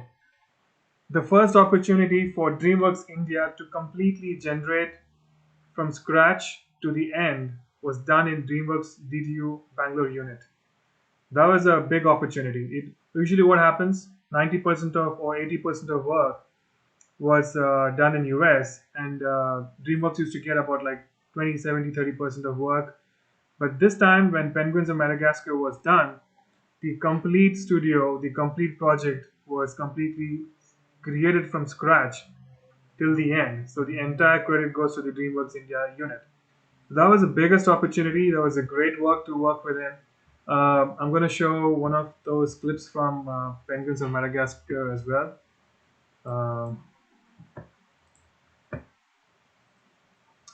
I hope it's not getting length here because it's Sunday for you guys. I don't want it to eat up so much time, so let's make it quickly.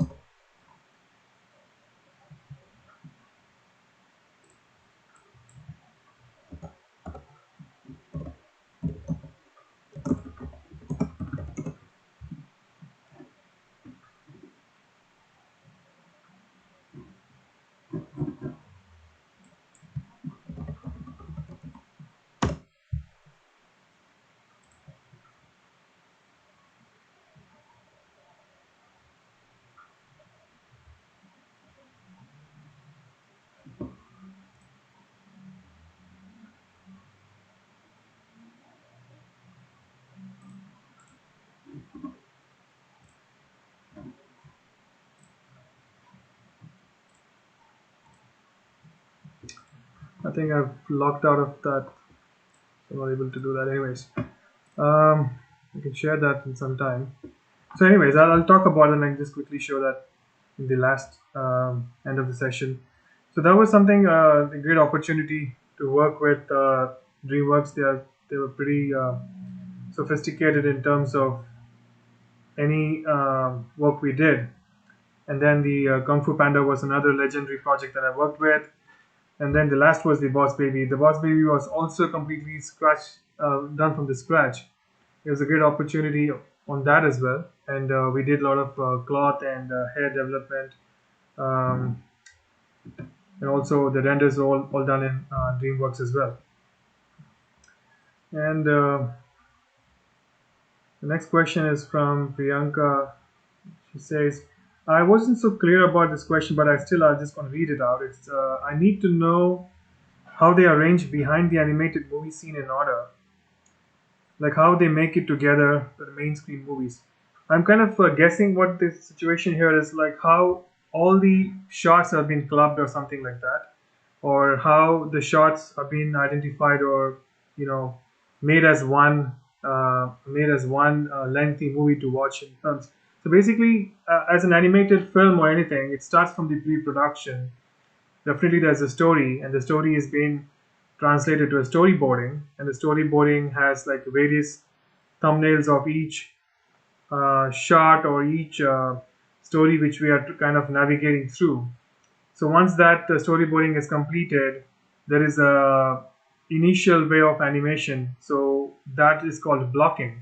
So once that animation has been created, now there is a set of animation, the camera angle, there has been layout has been done, The layout has the camera directions of camera has been placed. The the sets has been created and all that like that. So once that initial stage has been created, each shot, each sequence, animator has been given to animate that sequence, and each shot has multiple. Sorry, each sequence has multiple shots. Is been animated, and then that has been given to upcoming uh, departments. If I say animation is done, it goes to the rigging. Sorry, the rigging comes in first, then the animation comes in, and then it splits into FX or CFX like our department. And then once that is done, it goes to lighting, and then it goes to compositing. So when I say it is done from a sequence, there is shots being split, animation is done, and then your FX or CFX and the texturing is already done before, and then there is a lighting comes in where they do a basic lighting of that, and then it goes step by step to an CFX, from directors or supervisors approval, and then it channels out to compositing, and the compositing has been done. You see a final product ready of that sequence or a shot. So once each sequence are finished, so now all that sequence are rendered together, makes as one complete film. So I would say in 1 hour of a film, animation film, I would say there might be like 50 sequence or 30 sequence, and in that 30 sequence, you might have multiple shots. When I say cut shots, lower angle, back angle, all the angles where they create. So there are multiple shots into it, into a sequence. So likewise, I would say like there might be like 4,000 to 5,000 shots in a movie are been clubbed into a sequence, and that sequence has been translated as one complete patch of reel, and that's where it has been digitally, translated in one sequence, and then it is like copyrighted, and then that has been shown into a full screen. I hope that's the question. If you have asked, if you have not understood well, you might ping me later or something like that. But I understood that's the question. If that is all like one continuous sequence and shots has been stitched together, and that has been presented in the main screen. All right. So Aditya is the next question, is asking me, since from when you are in this industry. I started in 2004. 2004 is when, as I mentioned, I started with my, the compositing and cleaning up those frames. Working with the first show was Mughal Azam from black and white. That is not relevant to what I'm doing right now, but something is a base which I started understanding the industry. Multiple departments were working together. We all in the same floor. I know people communicating and all that. So that is something very basic time when I started. So it's 2004, close to 16 years, I would say. But I'm still learning. It is not that being 16 years is something you have gained knowledge for everything. I might know something, you might know something different, which I don't know. So knowledge is something we share. Each other is only then it can build, right? So being in a industry for 15 years or 16 years doesn't make anybody superior than anybody else. It is that we have to learn. We learn every day. I'm learning today. I'm learning to talk to you guys. You're learning something from me today. It is something, a knowledge sharing has to happen day by day, right? So it's been 16 years and I still feel fresh. That is very important. I'm not feeling sad about it. I'm not tired about it. I'm only looking into various opportunities, that how can I grab a different opportunities coming in sooner. It might be a little easier for me now because I have some exposure to the industry already. I have some exposure to communicate with people already. I have some portfolio built already. But that doesn't mean that it is everything. It is just a way of a key that I can key into any kind of the medium that I want to drive. It is just a key, but it's all up to me that how I take it every day. It is my up to my capacity that I'm learning every day. So experience is gonna just help me, and it is giving me a best exposure so far. So yeah, so that's how long I've been into the industry so far. And your question about dynamics, it says in dynamics how to combine in more particles together. I would not be able to 100% give you answer because I'm not into effects or using these dynamic particles. I did use something. I use a lot of rigid bodies, but I can have you answered from one of my colleagues, and I can forward it to you guys. That is something I can't really give you 100% guarantee on that. So the next question is, what is the render quality you take for movies? So basically, it is 4K and 8K that is max used, and now also there's an IMAX quality where we look into theaters these days, right? But I don't see anybody using more than that. Like, we don't need it. Unnecessarily, 10K is gonna eat up a lot of space for to create a digital format for any kind of theaters or screen to screen that for us. 10K, I would say that it is in a very specific places. For example, if you take King Kong, he has a huge scale. He has a lot of fur planted on him. So what happens in sometimes if I look into my perspective, the hair and fur jitters a lot when you render, right? The jitter is because of the low resolution.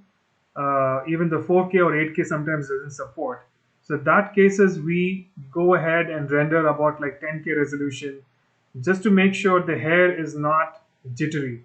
The hair is not looking so grainy on the screen. That's when we go and render high quality than the required quality, which is 4K or 8K. So that's when we jump on to a high resolution.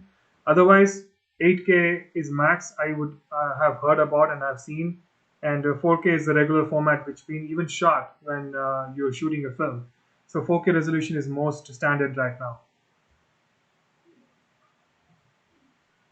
And you're saying, can you share the experience of working in Boss Baby? As I mentioned, yes, Boss Baby was a very thrilling character, and is very comical, very expressional. I would say the body was so stretchy at some point of time where the cloth used to break a lot. So he used to wear a suit every time. So imagine compressing a suit to a newborn baby to make him behave like a full grown man was the biggest challenge for us, because making a suit look crisp and clear on a jiggly baby was the biggest task, right? So making him always behave like a man. So many times you don't have enough space for your cloth to simulate. That was the biggest challenge. We have to kill his lot of belly fat. We have to hide all that, but still maintain that belly fat on his on a tuxedo is the biggest challenge. You know, you can't imagine a man with a belly wearing a tuxedo and imagine it doesn't burst out. So imagine a baby wearing a tuxedo doing all that kind of actions was the biggest challenge. So that was a great opportunity. The rest, the entire film had a lot of hair simulation. We had a lot of cloth and mattress, like bed interaction, which you might have seen in one of my demo reel. The baby is trying to climb up the bed, but he is slipping continuously down the bed every time. But he's trying to grab the bed was the biggest challenge, right? So that was a great opportunity for bringing that interaction of the bed with the baby. Wearing a suit was biggest challenge. That was amazing shot, in fact.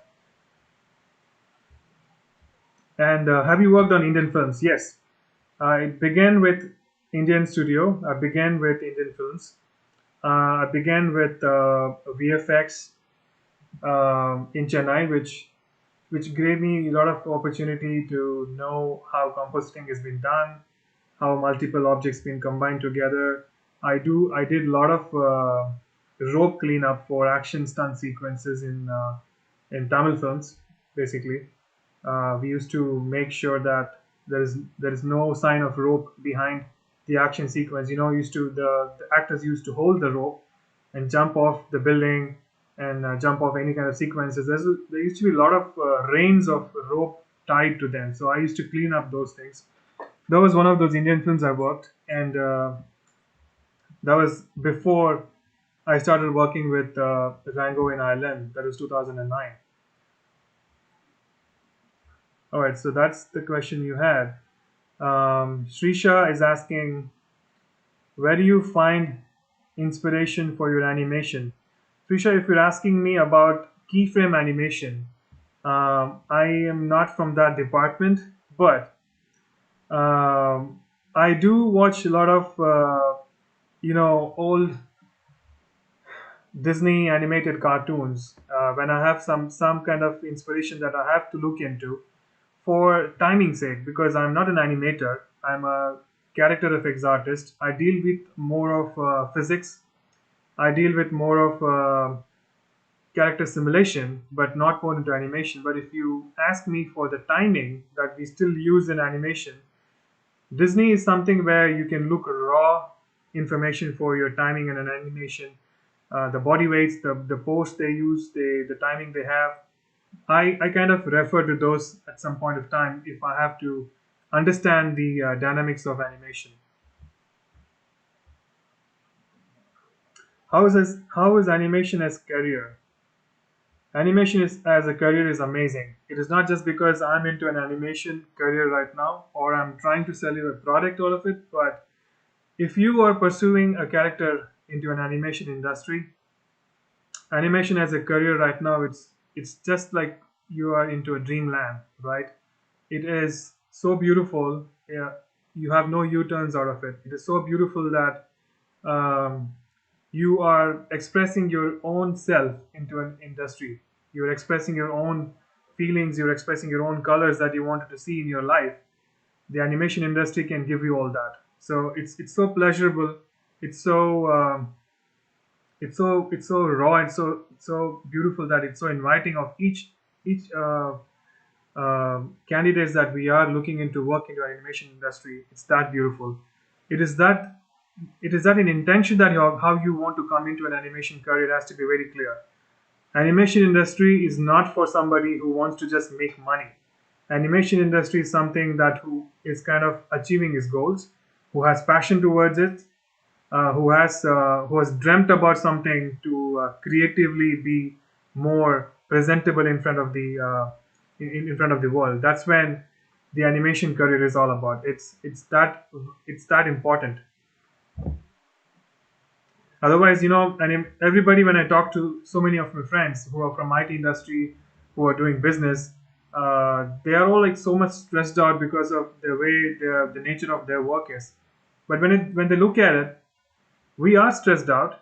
But once your work is done, when you look your name scrolling on that credit list, your name is rolling on that screen. Come on, there is nothing like that. There is no dope like that in your life that you can ever have. My first credit rolled out on the screen is on Rango. I have no words how I expressed. I was just jumping out of my seat. Like I showed my family, a name is rolling out of the screen. It is like kind of you are famous right now. People are watching at your name. You might not be famous as an actor, but you're famous in the industry, in the VFX industry. You are part of team. So that is something highest thing you can ever have in your life as being in an animation career. That is just amazing. So that is you should look into that. And the next question is from Logesh. He's asking a very generalized question would be with so many achievements and accolades behind you, where do you see yourself in 5 years? Well, that is very good question, I would say. To be very honest, as I said, I never planned anything that I should be in 5 years down the lane. I should be here. 6 years down the lane or 2 years down the lane, I should be here. All I see myself is when I'm assigned to a work, I work as if it is my work. It is my responsibility that the world is going to look into my image that I'm going to show them. It is what I look into it that way. That is going to take me miles and miles away. But to be very specific or to be very corporate, that how you want to see myself and in 5 years down the lane, you might ask that I'm still being an artist. Why am I being still an artist? It is something that even I ask myself the question. Being in 16 years of experience, I would be easily as CFX supervisor or heading a team or being a head of a department or something like that. I never thought about it. I'm not interested into it because being an artist gives you a lot of control in how an image is being showed to the world. It is something that you put so much passion to into your shot, it is something which I like to do. I've been offered a lot of opportunities to work as a supervisor or as a team head or lead or whatever it is, but something is still making me think that I'm not done with being an artist. You know, it is not. I'm not completely happy with what I've done. I still want to do so many other stuff, and then once when I'm tired of working, working in a shot, that's when I would want to think about it. But lately, I was thinking about that once. I wanted to have a goal that I want to work with Pixar once, and since Weta Digital has started an animation department, a feature film department, I want to see myself down with that company one day. Looking at Avatar work, looking at Peter Jackson's work, and being in his place, working with him is something which I want to pursue down the lane in 5 or 6 years. That would be something, a new achievement I wanted to do. And I'm sure I would be able to do it, but I need to work really hard for that. And is there any exciting project you are currently working on? I was working on a couple of weeks back, as I showed you the trailer. The movies are upcoming in October, the month of October 23rd. You all can either watch on screen. Hopefully, the crisis is down and everybody is able to enjoy going out freedomly, watching on theaters. Otherwise, I think it's going to be released on Netflix probably, but I'm not sure. So I'm hoping it's not released in Netflix. I'm hoping it should be released on theaters because it's meant to be on theaters. That was my current show. It's called Connected. I was working lately 2 weeks back with Sony Imageworks. And the next question is, what led you to choose character animation as your niche? Again, this if you're talking about animation or animating a character, that is not my department. But if you're talking specific to my department question, again, as I started as a fashion designer and until I didn't know that it can be translated in a digital form, that's when I, got interested highly in continuing this career, and knowing that it can be achieved, and knowing that looking at your digitally simulated costume on screen made me hold back the rein until this day. So that is something a big inspiration for me to be as a character effects artist until this day. So it's been a while ago. How did you scale your career and find such excellent working opportunity that allowed you to share your talent with the world? Well, every time in every show as I worked, we never worked for the show that okay, somehow let's finish this work, right? Somehow let's get out of my office and go home. Somehow this should not fall onto my responsibility that I made a mistake, that I'm not answerable for that. That attitude was never into me. That attitude was always that I took responsibility of each work has been assigned to me till date. Each work that has been given to me, I took it as my own responsibility to deliver it 100%. I never slept when I was not happy with my shot which I delivered. I never showed it to my supervisors that, hey, this is what you expected. But I showed him as saying that, hey, this is what you expected, but can I also do this? It is kind of, and I've added few more things to the shot, and I've explained that to the supervisors that made me give this mileage until this day today, because we are not just puppets, we are artists. We are supposed to give creative handle to the people and make them understand this can also be done this way. All right. So, intention of just not working in an animation career, it is also to create a career, it also to bring so many other ideas to the platform is something as an artist should pursue every time. It is that you how is your attitude towards your work, what is the attitude towards your career goal will bring you this mileage. So that is what I've been doing. There's no secret mantra on it, but I loved what I'm doing, and I'm loving what I'm doing even now. So that is something you need to keep in mind. If you give up, this platform is not for you. Giving up is not in an animation career. Pursuing this to make a career out of it is always having a right attitude towards what you're doing. That's going to give you a longer way around. And then the next experience is like share the experience on working on Spider-Man, the movie that got your first Oscar award. Well, of course, that's the second show which I got an Oscar award, which is the first show was Rango. That was the first show which I got. Not I didn't. It's for my team. It is we got an Oscar award. Uh, Spider-Man again. This was like unthinkable. This has created a ripple in the industry. As you see, Spider-Verse, it has a different look to the movie, right? This has a different look to the movie. It feels so painted every time. It feels so comical. Every part of the movie, when you look at Spider-Verse, has a different look and feel to it. And especially the animation was done in duals, which I mean duals. There was no motion blur. Usually, we all have an animation film, or even when you shoot a film from your mobile phone, you can see there's a motion blur. Motion blur is basically smooths out the transition when you're moving from one point to another. But this movie had no motion blur. This is the biggest challenge for any dynamically simulated cloth or dynamic simulation, because if there's no motion blur, it's going to look crunchy, it's going to look broken.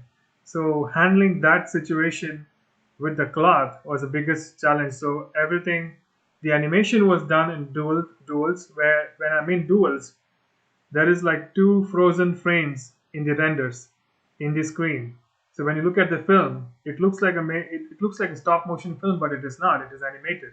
So that's the biggest challenge for a dynamically simulated costume, because cloth cannot handle frozen animation. It has to be simulated smoothly. A transition has to be done. So we had a biggest challenge to work with Spider-Verse. But in overall, each animation department has their own challenges. Lighting has their own challenges. Literally, the entire pipeline was redesigned for Spider-Verse. And think about it, having that done for the first time, the movie has won an Oscar award. It's the biggest challenge and biggest achievement for directors, for the artists who worked with it. So we're all like grateful to be working with that show as well. So that was the greatest moment.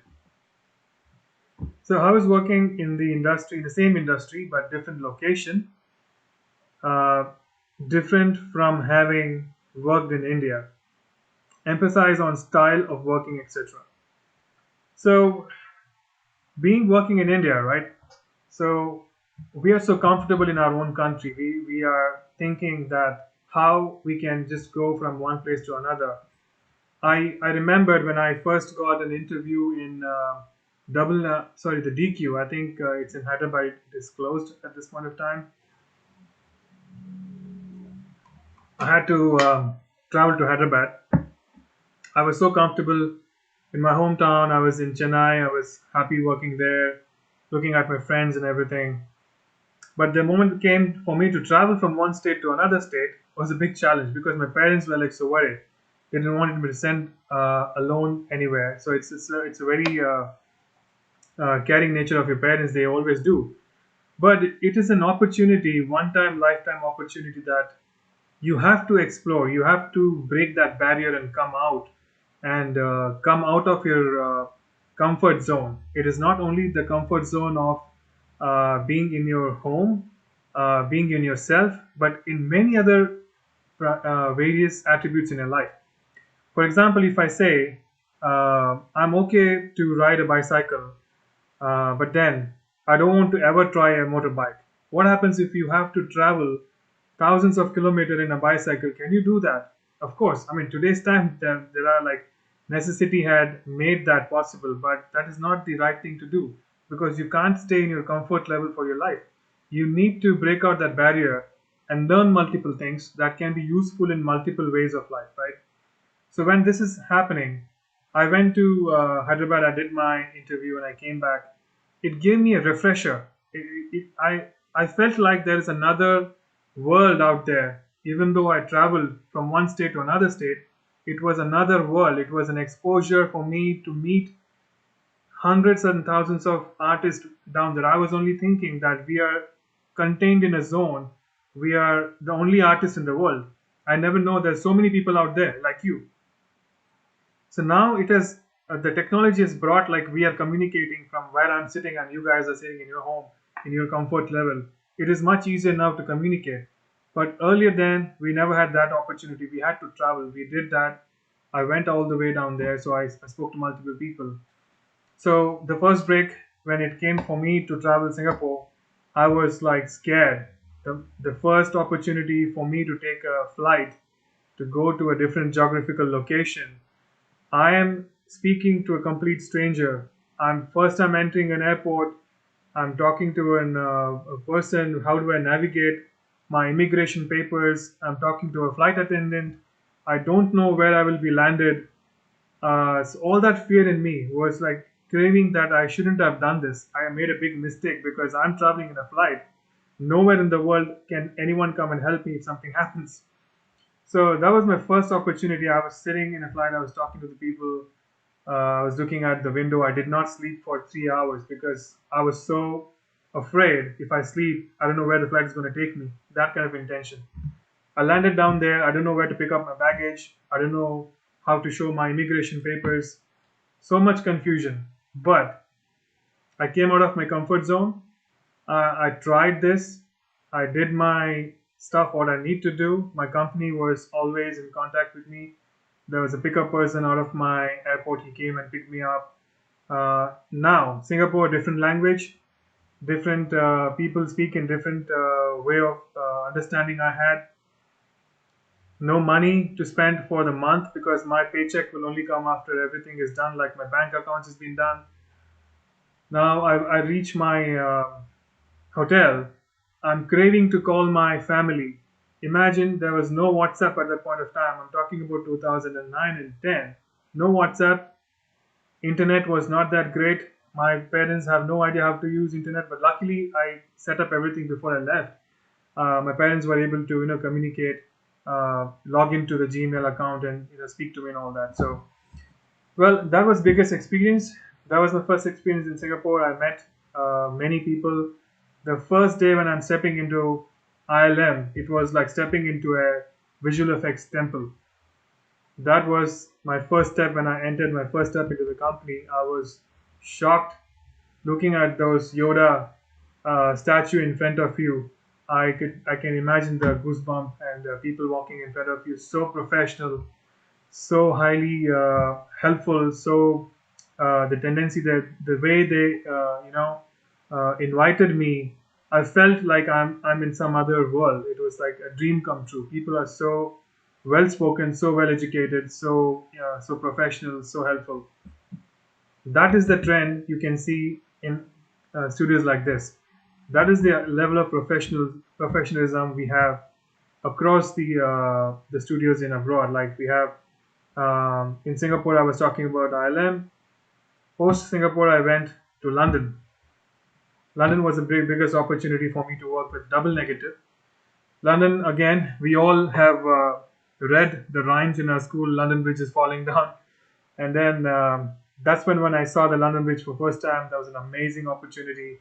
The people were so professional, even from supervisors to the directors you meet. They are so humble to talk to you guys. There is no shame when you say you don't know anything. It is good thing that you talk to them that you don't know anything. There are people who are so helping tendency. They will teach you that from the scratch. So that's the kind of environment the industry has.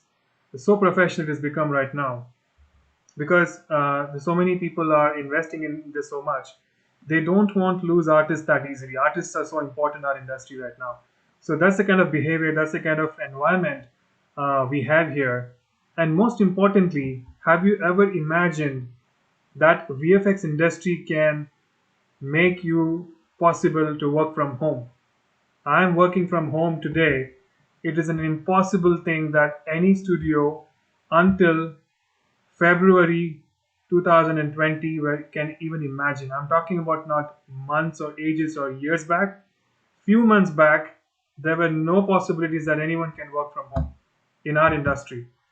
The work we are doing right now, it is so highly challenging, so highly confidential.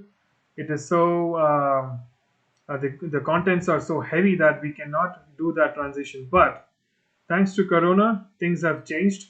Things have modified the way we can all work from home. So I don't have a CPU here. My computer is connected to one of the servers back in US. So we are streaming the data. Imagine those heavy files. We are streaming the data. All I need is a great internet service. I have two monitors with me. That's it. Everything else is worked across the globe. We are communicating from the US. We have everyday meetings in the morning. We are presenting our work to our supervisors online. They are reviewing it online. Everything is happening in a digital way that we can never ever even imagine back in few months before. So that is something, a biggest transition which we have made, and it is so comfortable working from home. I would imagine if my family was here, that was the best thing. That's something, a big miss I'm happening right now. This My family is back in Bangalore. It would have been the best thing working with a family at this point of time. You are constrained in a home. You're still working. That's the biggest opportunity, that transition which I've seen. I was I'm in the age of from I was born in '83. We have seen the transition of the lowest level of technology. Like, I was using floppy disk very long time back. Imagine 32 MB of floppy disk storage we used to have. Like, that's the biggest challenge we had. That doesn't mean that I'm very old though, but the transition of the technology, what the age of what we have seen today, some people have missed it. Some people may not know it. The transition, what we have seen is like humongous. It is humongous. Today we are talking with so many people connected at one place. It's the biggest challenge what we were facing long time back. But today it's in a fingertip. We have the technology. It's amazing. So coming back to the studios I worked. So yeah, so transitioning from Singapore, I went to London. There was a great opportunity down there, and then my dream was to come to Canada because I know there's the biggest career hub down here. There's a lot of companies, a lot of opportunities. Then I was able to make it to Canada, and this is an amazing journey that I've been doing so far. So I hope that I continue for longer term. So yeah, that's about it on that. And the next question I'm moving on is to Aisha. She's asking, how do I get prepared myself if I get opportunity to attend interview in Sony Imageworks? Well, I think there is no specific way of preparing yourself for specific studios. I would always vouch for one thing is important. If you are pursuing a career in animation, you need to have a specific character specialization, right? If you want to become an artist, a lighting artist, you are supposed to present yourself as a lighting artist is very important. Uh, you can't say that, okay, I can do lighting, I can do animation, I can do modeling. You are about to know everything. You are the biggest space that should occupy in your reel, the biggest space that you should occupy in your demo or your resume. You should present yourself as what you are, what you want to pursue, and what you want to be as in. That is more important. Such studios, like for example Sony or any other studios, are very specific. They're not serious in interviewing anybody. They're very liberal. They're very friendly. They're very helping in tendency. When they read your resume, they will let you know that, hey, your resume was very appealable because we're looking for a lighting artist. You seem to be presenting your work in a way that it felt that we should talk to you. You need to make recruiters to talk to you. That's more important. How you want to make to talk to you, it's you need to be very simple in your words. You need to be very presentable what you're trying to present. You need to make sure that recruiters understand your language in your resume or your demo reel, that okay, this person Aisha is applying for lighting and she has enough experience from the lighting background that we can go and talk to her. So you may have done so many things previous, but they have a different way of working style. All they wanted is that you need to have a basic knowledge. Any studio abroad will hire you and train you into their pipeline, because their pipeline is different. Their pipeline is proprietorship. Nobody can know, an outsider cannot know that how does a company work.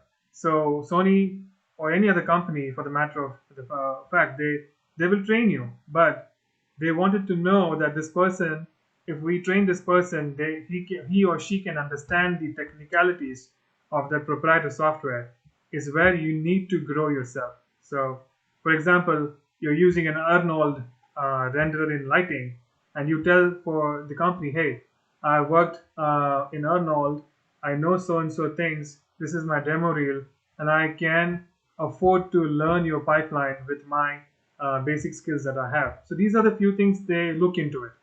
This is not the only thing they look into it. This is not the only way you need to approach.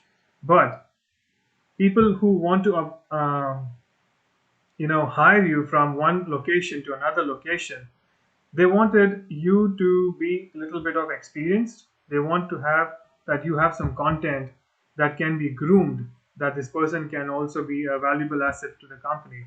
Because when they're hiring you, they're investing in you. They're investing their time, they're investing their money. They're bringing you from one location to another location, which means you are worth to that specific company to work with them, right? So you need to have some basic skills, you need to have some basic experience that you've already gained. And there's no harm in talking to the companies, even though you don't have experience. Sometimes you've been hired as a fresher, as an internee.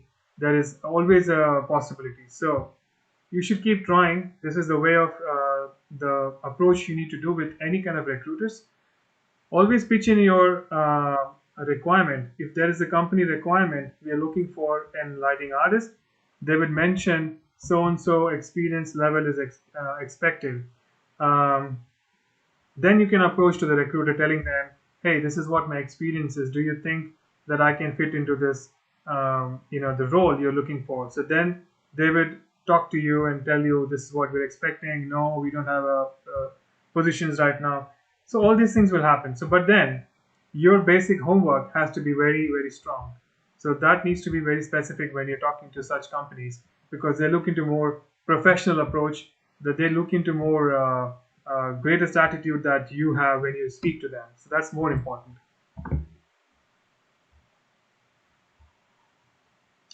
The next question from Manoj K is how to get into film industry. Uh, this is a very general topic and general question. If it is more of you're talking about film industry or visual effects, because we are talking about more into visual effects. Let's assume if it is a visual effects industry you're talking about.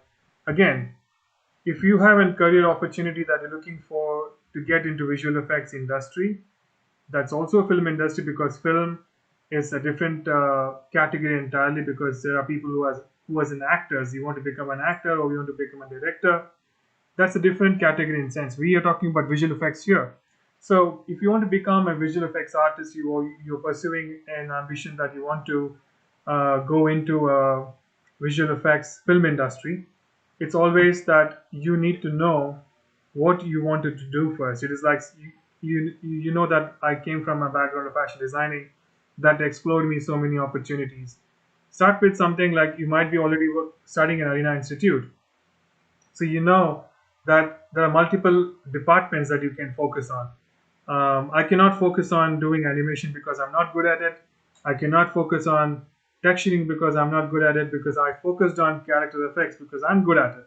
So I found something that I can be good at it. So you need to specify yourself that I'm good at this department, and then grow from that onwards. So this is something a route that you're plotting into this industry, and then growing up from there.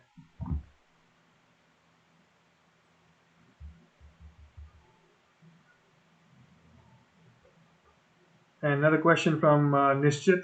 He's asking, as an animator, which film you liked doing or designing the most, and why? Well, again, if you mistook my professional, I'm into, not into animation. I'm into character simulation effects. But then, which film you like doing it? As I always say, I liked doing my first complete 3D film was Sultan the Warrior. and also the chop chops, which was all created by scratch from my side. And those are the first initial thing which I really liked doing it. And designing costume for Sultan the Warrior was something which brought my expertise into it. He had a robe, he had everything that needs to be simulated as a hair and cloth. That is something which I can talk about, and that's something I like it.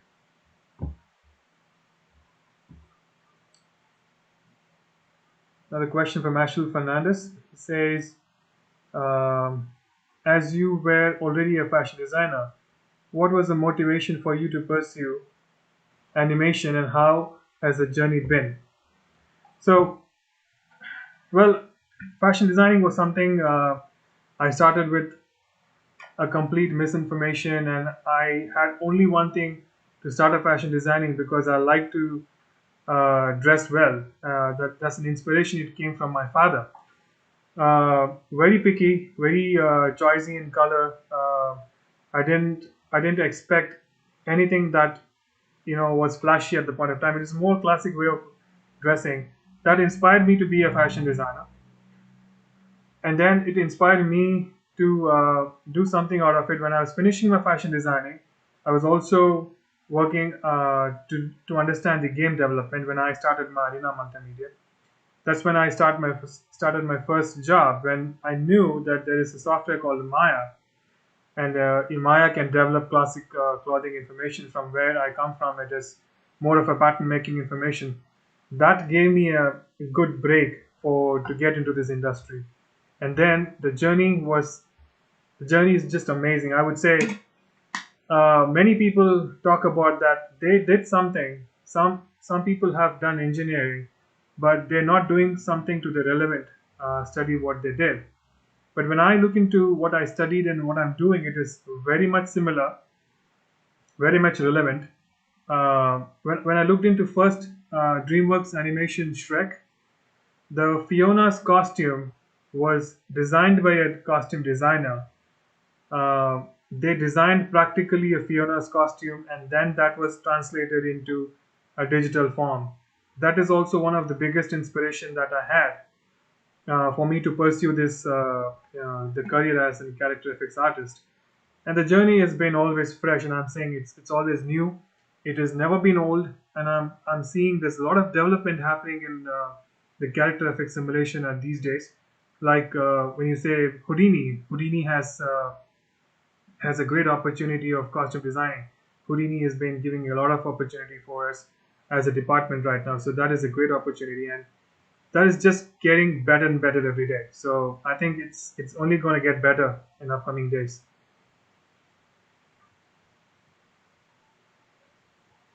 Yes, please. That's Rahul, right?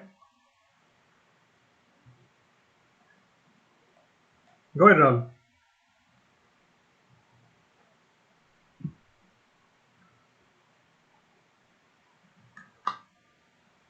Exactly. Yeah.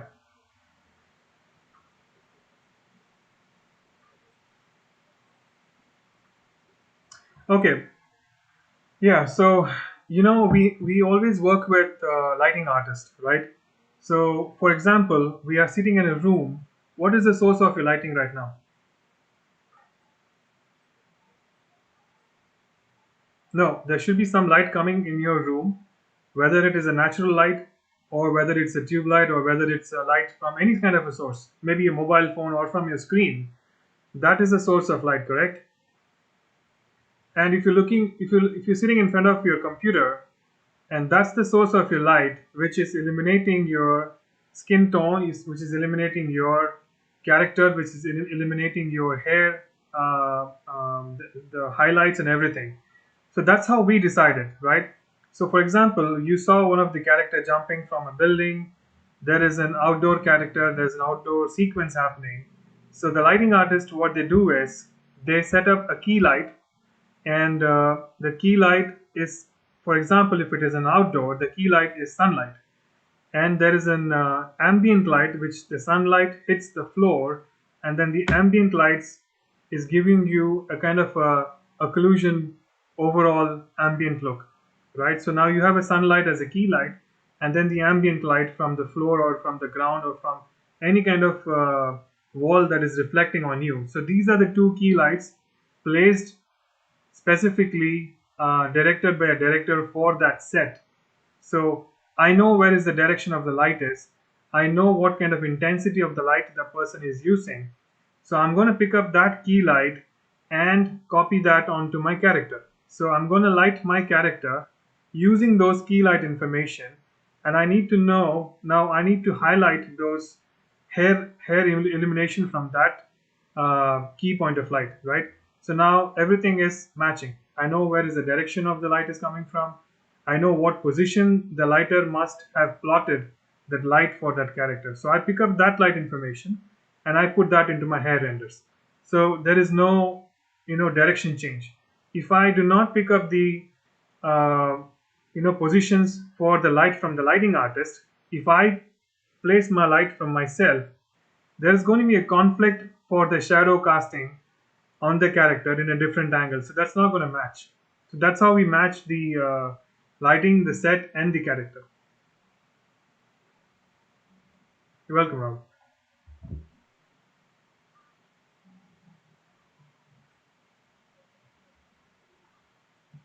Yeah, please go ahead.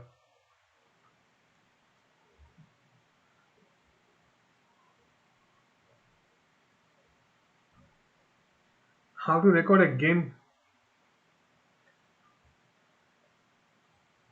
I'm absolutely clueless about it. You mean to say, okay, you mean to say, if you're playing a game on a screen, if there's a recorder on a screen recorder, and then you want to record that sound in your recording, that's what your question is? Okay, okay, I never played PUBG. Okay, I understand your question. It's basically everything falls into place, which means it doesn't matter if it's a game, it doesn't matter if it's a video that you're playing. Your question is all about to record a sound from a screen grab that you're doing. That's little, you won't get 100% out of it. I would personally do a hack. I would play the video and have a speaker recording out of it. That's the only thing I can think of it right now. And place a mic. I mean the output from your video, and that can be as a mic to your speaker system. That's the only thing I remember, but I never tried doing that. But that's a good question. I think I have a work tomorrow to do. I would check it out and let you know. Yeah, you're welcome, man. So the next question we're talking about is Meghna, like how to start a business in the graphic designing. It's a broad perspective. It's a broad topic to talk about. Well, graphic designing is not just what we're doing right now. Graphic designing is, split into multiple various things. Graphic designing comes from print media, from a web designing, from what we are doing. Um, Also, creating an ad films, you have multiple source of business to do in graphic designing. Graphic designing is also maybe like you want to do a Photoshop work, you want to design a poster, you want to be a logo designer champion for a company. There is so many branches in graphic designing. It depends on what you wanted to do. Again, it's also what you want to do into an animation career.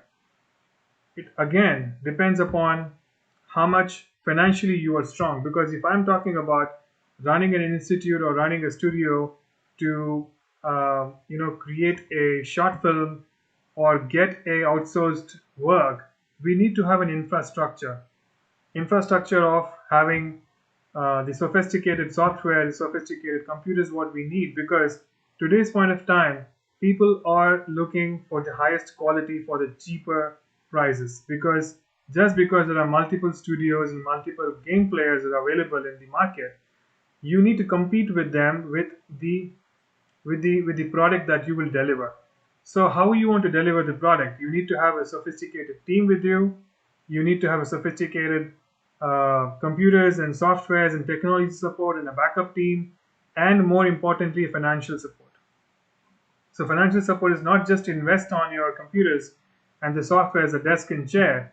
it's also licensing matters, because if you don't play with the licensed without the licensed software, you're going to be in a trouble if you deliver the product on screen one day, right? So the license don't come handy. The license don't come cheap. They are pretty expensive. So most of the thing, like 80% of a business in graphic designing, is more of financial backup you need to have for at least 6 months incoming frame, because you might have to have an infrastructure to gain a project. You have to have a. I think I lost my headphone.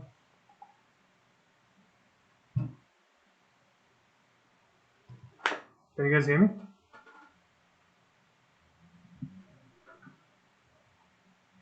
Okay, all right, cool. I lost one of my headphones battery. Anyway, so that's what I'm talking about. So financially, we need to be very strong into that. So you need to be prepared for minimum of 6 months, because once you have set up your infrastructure, you can have your clients walking into it in your infrastructure, see that you are capable of doing that business with them. So all that comes into matter of fact. You might just be a great an artist, you know many things to deal with, but there are a lot of other things that you have to do a groundwork to have an infrastructure till to have a sophisticated team and softwares and equipments to support all that, right? So this is what I would suggest, that make your plan, think what you need to do. Depends on how much financially that you can shell into that specific project, and depending on that, you can start a career with that, or maybe you start a business.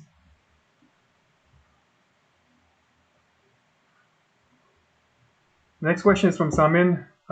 What are the stages that a movie should cross for it to get completely animated? So there's no stages of being animated completely or not animating completely. It is the trend and the style of a movie when a director decides that he wants to make an animated feature film, or it has to be live action, or it has to be a live action come animation together, right?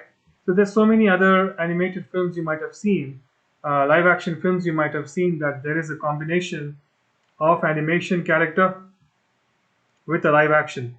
So depends on what kind of a movie style it is. It's going to be an animated feature film, or it's going to be a VFX where we have an animated character and also a live action stitched together. They are both same time in the same screen. So maybe a Peter Rabbit's, you might have heard about Peter Rabbit's as a rabbit film. So it has a combination of live action and a rabbit completely animated. So that's been integrated together in that film, right? So that's kind of a trend. Do you feel we should have more updates in software for satisfying the client? Of course, yes, because at this point of time and the money matters, right? When a project has been pitched to a client, we talk about a time frame, and that's where the contract has been signed between the client and the studio. And you are pitching that to a client based on your strength. You know that you can deliver that product in a 1 month time with the team strength you have. So with that, you can pitch a project. And if you have a product which is not capable of delivering that project in even a 2 months of time, then I don't think so that you should be even pitching of that. Plus, the quality that the industry and the clients are looking in today, they are referring to, even for the smallest TV ads, they're referring to highest quality images that has to be delivered. So in that case, we need to have a highly sophisticated softwares that needs to be updated, and also an updated version of how a person can use that. So I think being in a technological industry, we need to be updated day by day what we are using and what another client is using. There's a lot of competition happening, right? So you need to be in a market. You need to be updated in a market way, and also technology, and also your special skills as well. So you need to be updated, of course.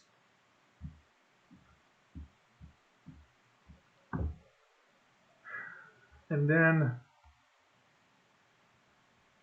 next question is Jayaditya. So person is asking, what are the most animated method used in industries? I think from the day when before even the 3D was existing, um, Pixar actually did their first animated animation series was in 1983. I think that was using a bee. It's a very simple looking animation series they did. You should go and Google it sometime. That is when the 3D generation were slowly emerging because nobody know how 3D was done. Before even that, 2D was always there. We many of us has watched 2D cartoon films at the young age. We were there. 2D animation cartoons where Mowgli, 2D animation Mowgli was the biggest hit in an Indian TV series. We all used to watch Mowgli. Today, when you watch Mowgli, it is 3D and so realistically animated. You can't find a difference between what is 2D, what is 3D, and what is real character. But 2D was the first thing which we all actually looked into it, right? And then the trend slowly changed into 3D, and slowly the 3D animated feature films, 3D animated cartoons, we used to started seeing it. So that the trend was slowly changing.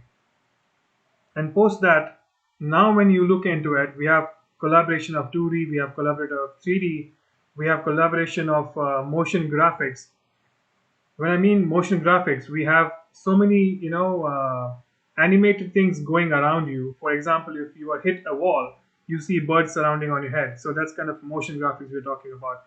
We have so many motion graphics in the videos we see in Facebook today. Any 2D animated cartoons, we have something like any kind of ornaments or any kind of object revolving around. We see that specializing that 2D animation is something motion graphics. Also, Flash is something you will know, used in web designing, and cutout animation. I think you must have heard about cutout animation, which is used by artifacts, by paper cuttings. People used to animate using the paper cuttings and all that, moving it on the table. That is mostly used on ads or any kind of product design or product launch. People are using those cutout information these days. And also, I remember one of those draw over animation. When I mean draw over animation, it is like picking up a live action video footage and you are drawing on top of that and on that character. Basically, you are mimicking that character and you're making those multiple frames and you're drawing on top of that, animated on the moving character, which is like called a draw over animation. So those are the kind of trends people are slowly bringing in for stylizing stuff. There's also stop motion. You might have seen Shaun the Sheep. That's one of the best series, one of the best movies you should watch for the clay. They have made using clay. They have animated using the clay for the stop motion. That's the beautiful movie you should watch. The amount of detail they have put into that animation is just mesmerizing. Can you just imagine moving a character every time, sculpting it using your hands, and animating that is something of biggest achievement. So that is kind of a trend. We all like watching it. But of course, the majorly used at point of time in industry is 3D animation. So that's definitely trending. But these are some platforms where I was talking about different trends also being used. So you should keep watching all those kind of examples out there.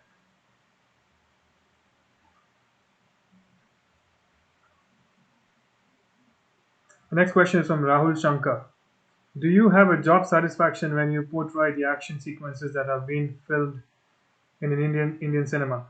Um, I'm a big fan of action films in English films because they look very realistic. That doesn't mean that I'm dominating that our industry in India is bad. There's so many other good films. If I talk about one of the Bollywood films named Commando, the person who himself is a martial art trainer and he does his all own actions. I don't think so many of those artists who do this by themselves. I was watching that film. He's pretty good, well trained person. But then my biasness is more interested towards watching the Hollywood films animation. I'm very much satisfied watching that because they bring in so much life into it.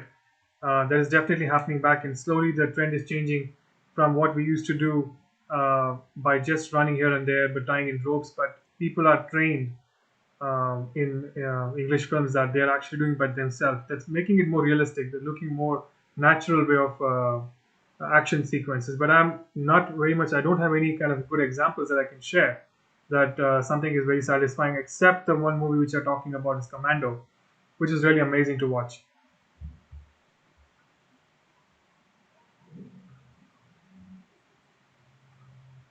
Yes, sorry.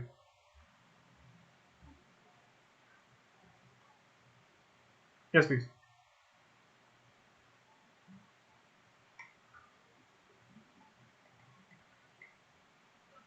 Right.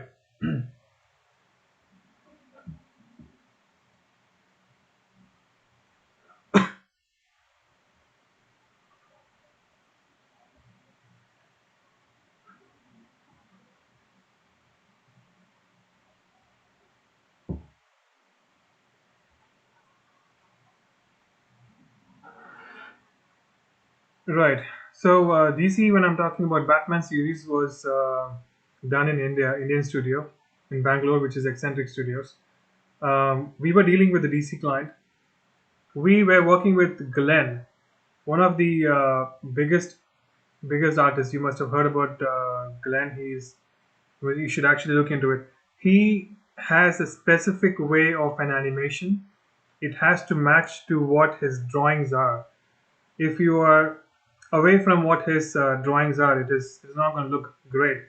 So specifically working with DC and Batman, the cape simulation was biggest challenge because every frame it has to match the way the storyboard looks like, and the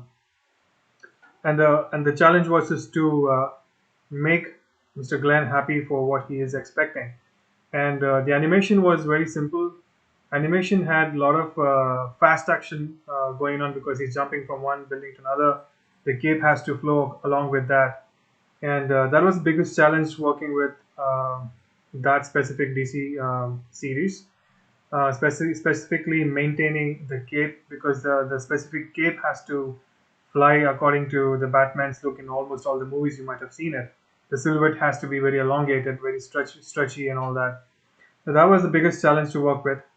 And when I look into Marvel, their approach is very different.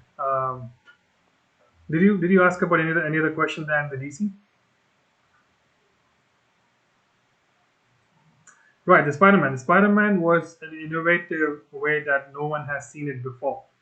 That is something a groundbreaking experience that, as an artist, as a viewer, as a technology that has been developed for that specific movie, was something very fresh. So adapting to it was a very difficult task because when I mentioned Spider-Verse has no motion blur to the entire movie, and motion blur can help you cheat in so many ways. But imagine there's no motion blur. You are working with everything crisp and clear images that you can find out any kind of flaw. When you stop a frame, you can find out there's a flaw. But imagine to clear up all that without having any flaw in every single frame was the biggest task. Specifically for our department, when I mentioned we don't have motion blur, the cloth is going to look crappy. It's going to look, like stop motion. So we had a specific way of simulating, have a specific way of an animation and animator to do that. So we had to change the work culture of that entire animation series to adapt to the dual framing technology of the Spider-Verse. So that was the biggest challenge we all faced. Not only we, it was also for the lighting artists, the compositors, for the model, everything. Everything was like revamped technology that we have to face. That was something new.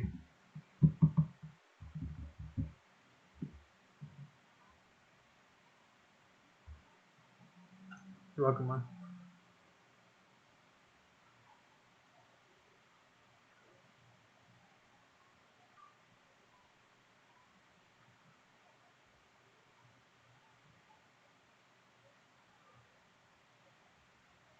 Yeah, please.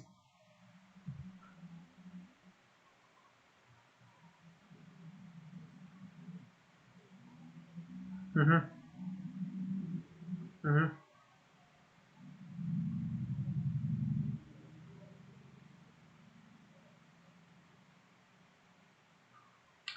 Well, when you say when you're ready for the job, are you confident when are you ready for the job? That's the first question you should ask yourself.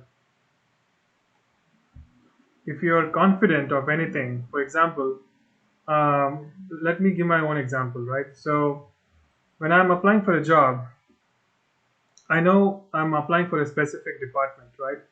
I need to know that I have enough materials that can prove my credibility um, of my department that I'm actually looking into, that I'm applying for. So I would look into my resume, that what I'm talking to a studio called Sony Imageworks. What has been their movie style? What has been their approaches of hiring people? What is their approach of having people in a team? Was that only a specific style of people who come from a background of animated feature film, or also they have a background of hiring people from VFX industry, or also a background from hiring people from 2D artists? So that is a kind of a homework we need to do, for example, when you're applying for such companies. And again, when you are saying that you are ready for applying and you're ready for a job, you need to be very specific on what department are you focusing on. So make sure that you have enough materials to provide to that specific recruiters or to the specific company, that this is the person I'm applying for this job, and have this kind of experience, and I just qualified from the institute, and I'm ready to take up a kind of interim job which I can learn, and my ability to learn is, it's better to learn every day, right? So you need to portray yourself. You need to make sure that you're ready for these kind of challenges that I can pick up. So those kind of confidence you need to bring into your first. So that can make you to speak to the many recruiters in the company. Hmm. Okay.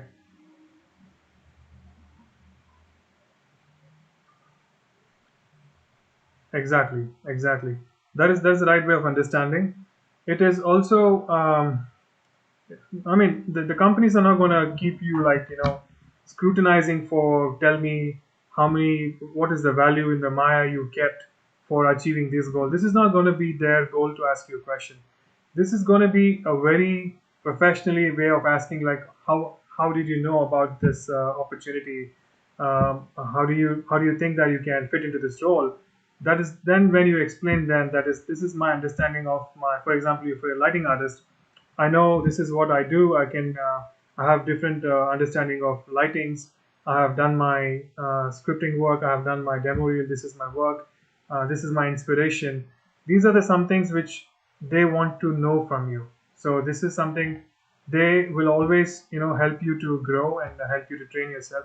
But imagine if you're not able to find, placement in such kind of company. For example, you're going to some local companies in your area, so they might have a different understanding than the studio which I'm talking about. They are more of hiring people who wanted freshers. They wanted to they wanted to have some experienced person to start with their job, because they've invested in something.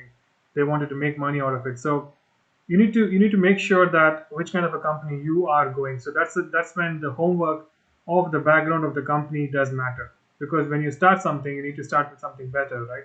So you need to do that kind of homework within you. So that's where you land in a good company. That's where you land with a good team that can bring in your greatest skill outside.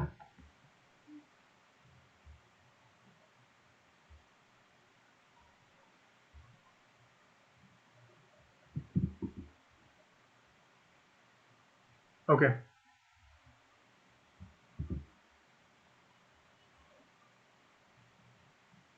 Duration definitely matters. You need to be short and sweet. You cannot show them 1 hour work, 1 hour of your work, because it's going to eat up their recruiter's time. You need to put your best content. Like when I said, when you're confident, are you confident for applying a job? You need to be confident of your work. That are you 100% satisfied and happy with what you see? It doesn't matter whether it is matching to the level of ILM, it is matching to the level of Sony Pictures, of any other company. It doesn't matter. It does matter that are you confident about the work you did? Are you happy that what are you looking into that image in the screen? Are you happy? That makes matter. So that becomes your first thing to show to any kind of studio, tell them this is my best work and I can improve and I'm improving on it. But this is what I feel that this is my best work till date. So I'm presenting this with the beginning of my show reel. So for example, if you're a modeler, present with a lot of poses that you create for a model and high resolution details that you have created with the model, giving those wrinkles on the face or whatever that you feel it is looking good. That should be the first uh, topic that you should talk to a recruiter and explain about that, how you did that. So that should be the first thing.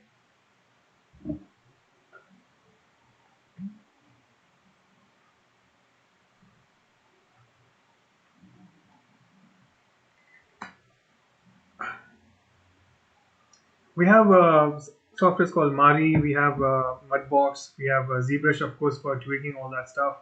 People are using with various shaders that has been developed these days. Arnold is something which they're using. So yeah, those are the few things which I know that even our companies, even other studios are using right now.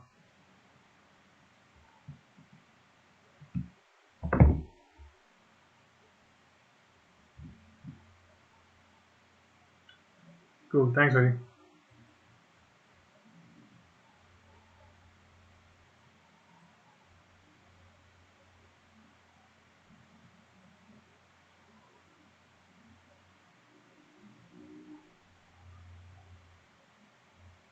So I'm just reading through the questions. There's a few questions which is left out, which is it says which all softwares you use to give effects for the characters. Again, it is more specific to the character effects from my department, and I would say I'm using Maya. And in Maya, we use for cloth is Cloth, and there are some proprietary tools used in different companies which I cannot share. But the basic platform is Maya, which we use majorly in all the shows. And some other studios which I worked with, they use Houdini. Some other studios are using Maya. So there's a mix and match. But the specific tools which I use is more of Cloth, and also Marvelous Designer. Sometimes we use for designing specific patterns. That comes handy when we use that. So those are the two tools which I'm kind of using at present. Which category is best to improve our creativity skills? Again, the category cannot be distinguished specifically, or I can't force into someone to make this category as best category.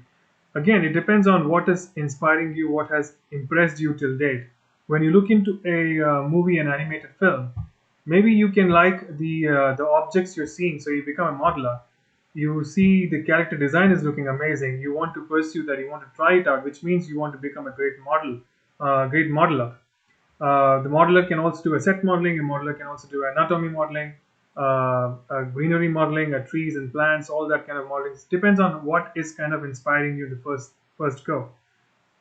If you look that okay, you like effects, you might want to go with the fire, water, and those rigid body simulations. You can do that. It depends between again what is your style that you wanted to pursue. That will categorize you with your own likings.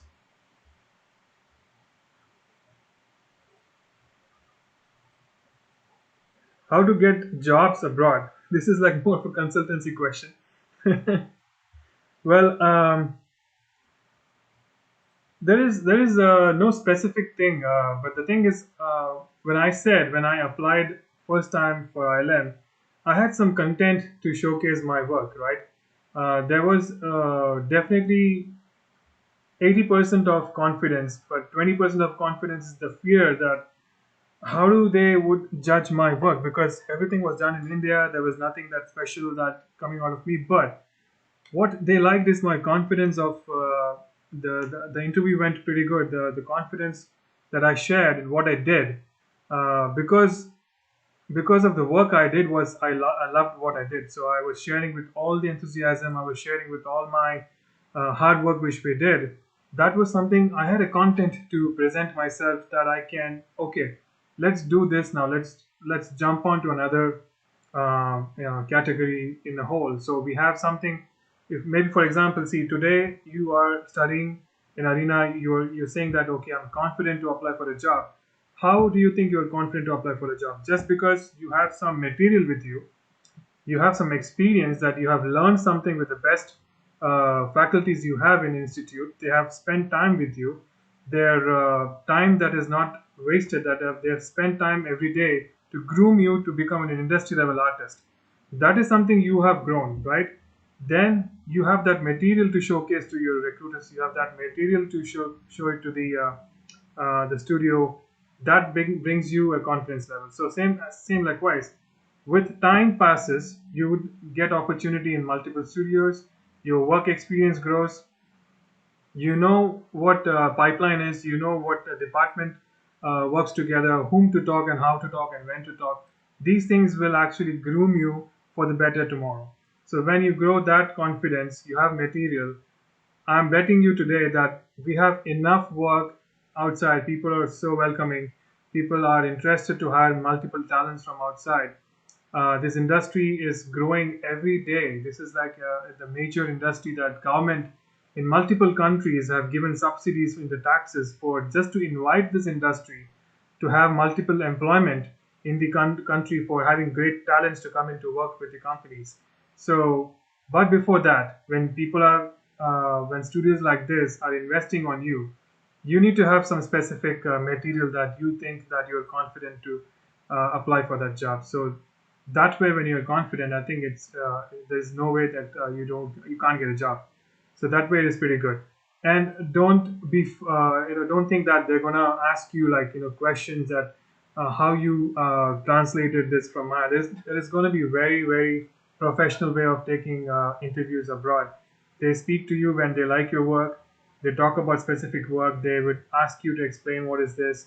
They're very friendly in nature. So I think they only look into your attitude, the way you speak to them. They look into the kind of passion you have to the work. So that's going to matter. That's more important. The I think we are wrapping up with the question.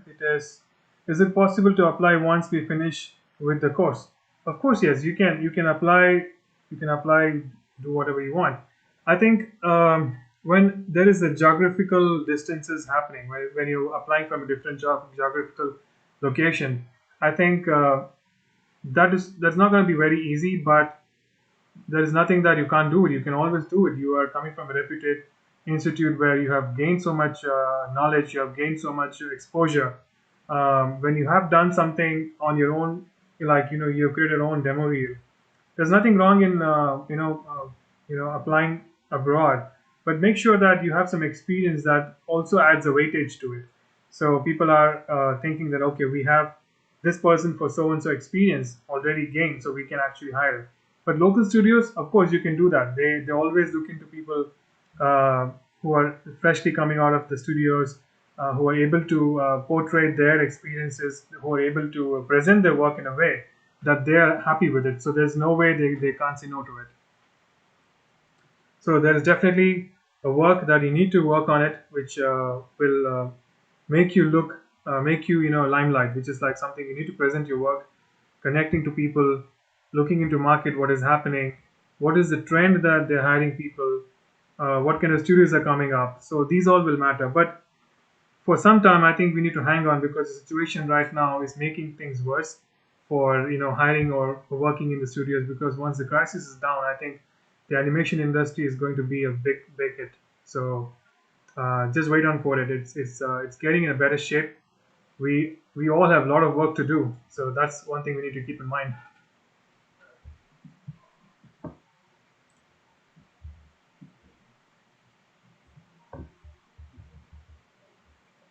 I think with that, that's the questions. I'm wrapping up with the questions. That was the last question I was able to answer.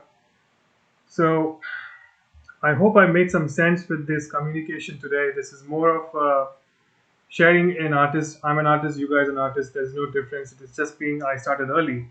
I have seen the transition of the industry, how things are changing, and good and bad.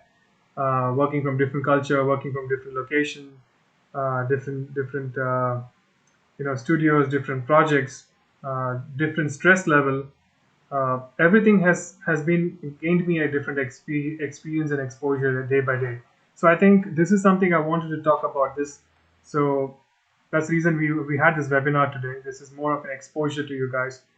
Uh, don't lose your confidence. That's the biggest thing I should say, because you might be like 90% close to what your career is, and then if you lose the hope in 10%, that you lost all the 90%. So animation industry is going to be amazing. It is amazing. It is the best thing. It's an inspiring thing.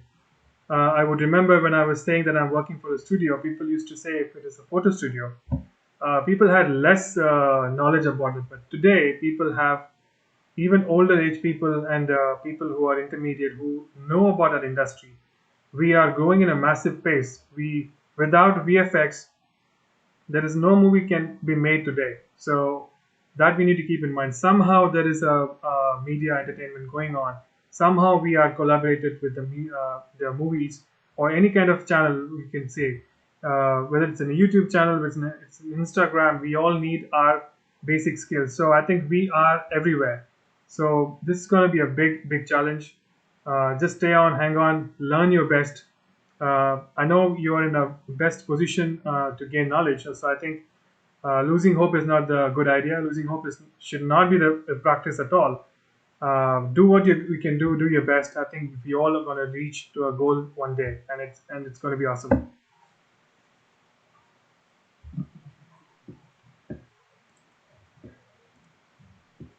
That's all from me, guys. So you know, we started like 9:30. It is 12 midnight for me, and I didn't even think about the time just passed so quickly. I hope I did not bore you guys, and I hope everything was understandable. I made some sense to the webinar today. This is a great opportunity to combine and talk to you guys, which is it is finding so interesting topic, and I hope we could have seen personally each other. That's what I was talking to Mr. Kumar. Let's do a webinar. I could see some people faces. I am talking not talking to a stranger. So this helped me a lot. So thank you so much for this opportunity, and hope you guys have a good weekend. Yeah. Yes, sir.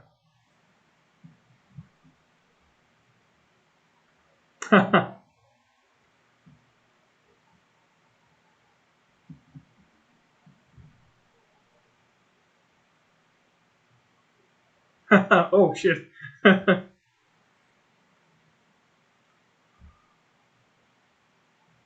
know.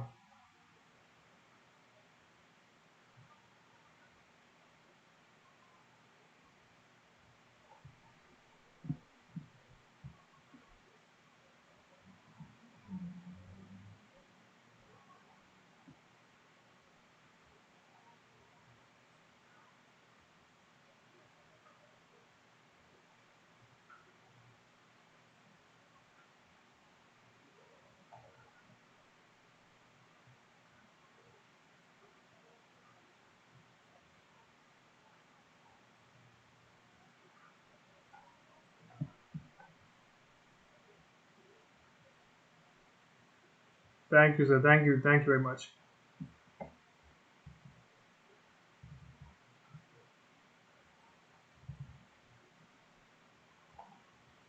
Sure.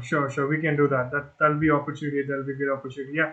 I mean, this is like I had some time that I wanted to utilize because, I mean, to be very honest, staying at home with not many interaction with the people. Now, when you wanted to interact with the people, this is the time I had because past 2 weeks I was having time and was busy all the while. So I wanted to make sure I utilize this time, and I wanted to utilize this way that we share with the people, like casually talking to each other. So that something makes sense. If something people can take away from this, I'm glad to do that.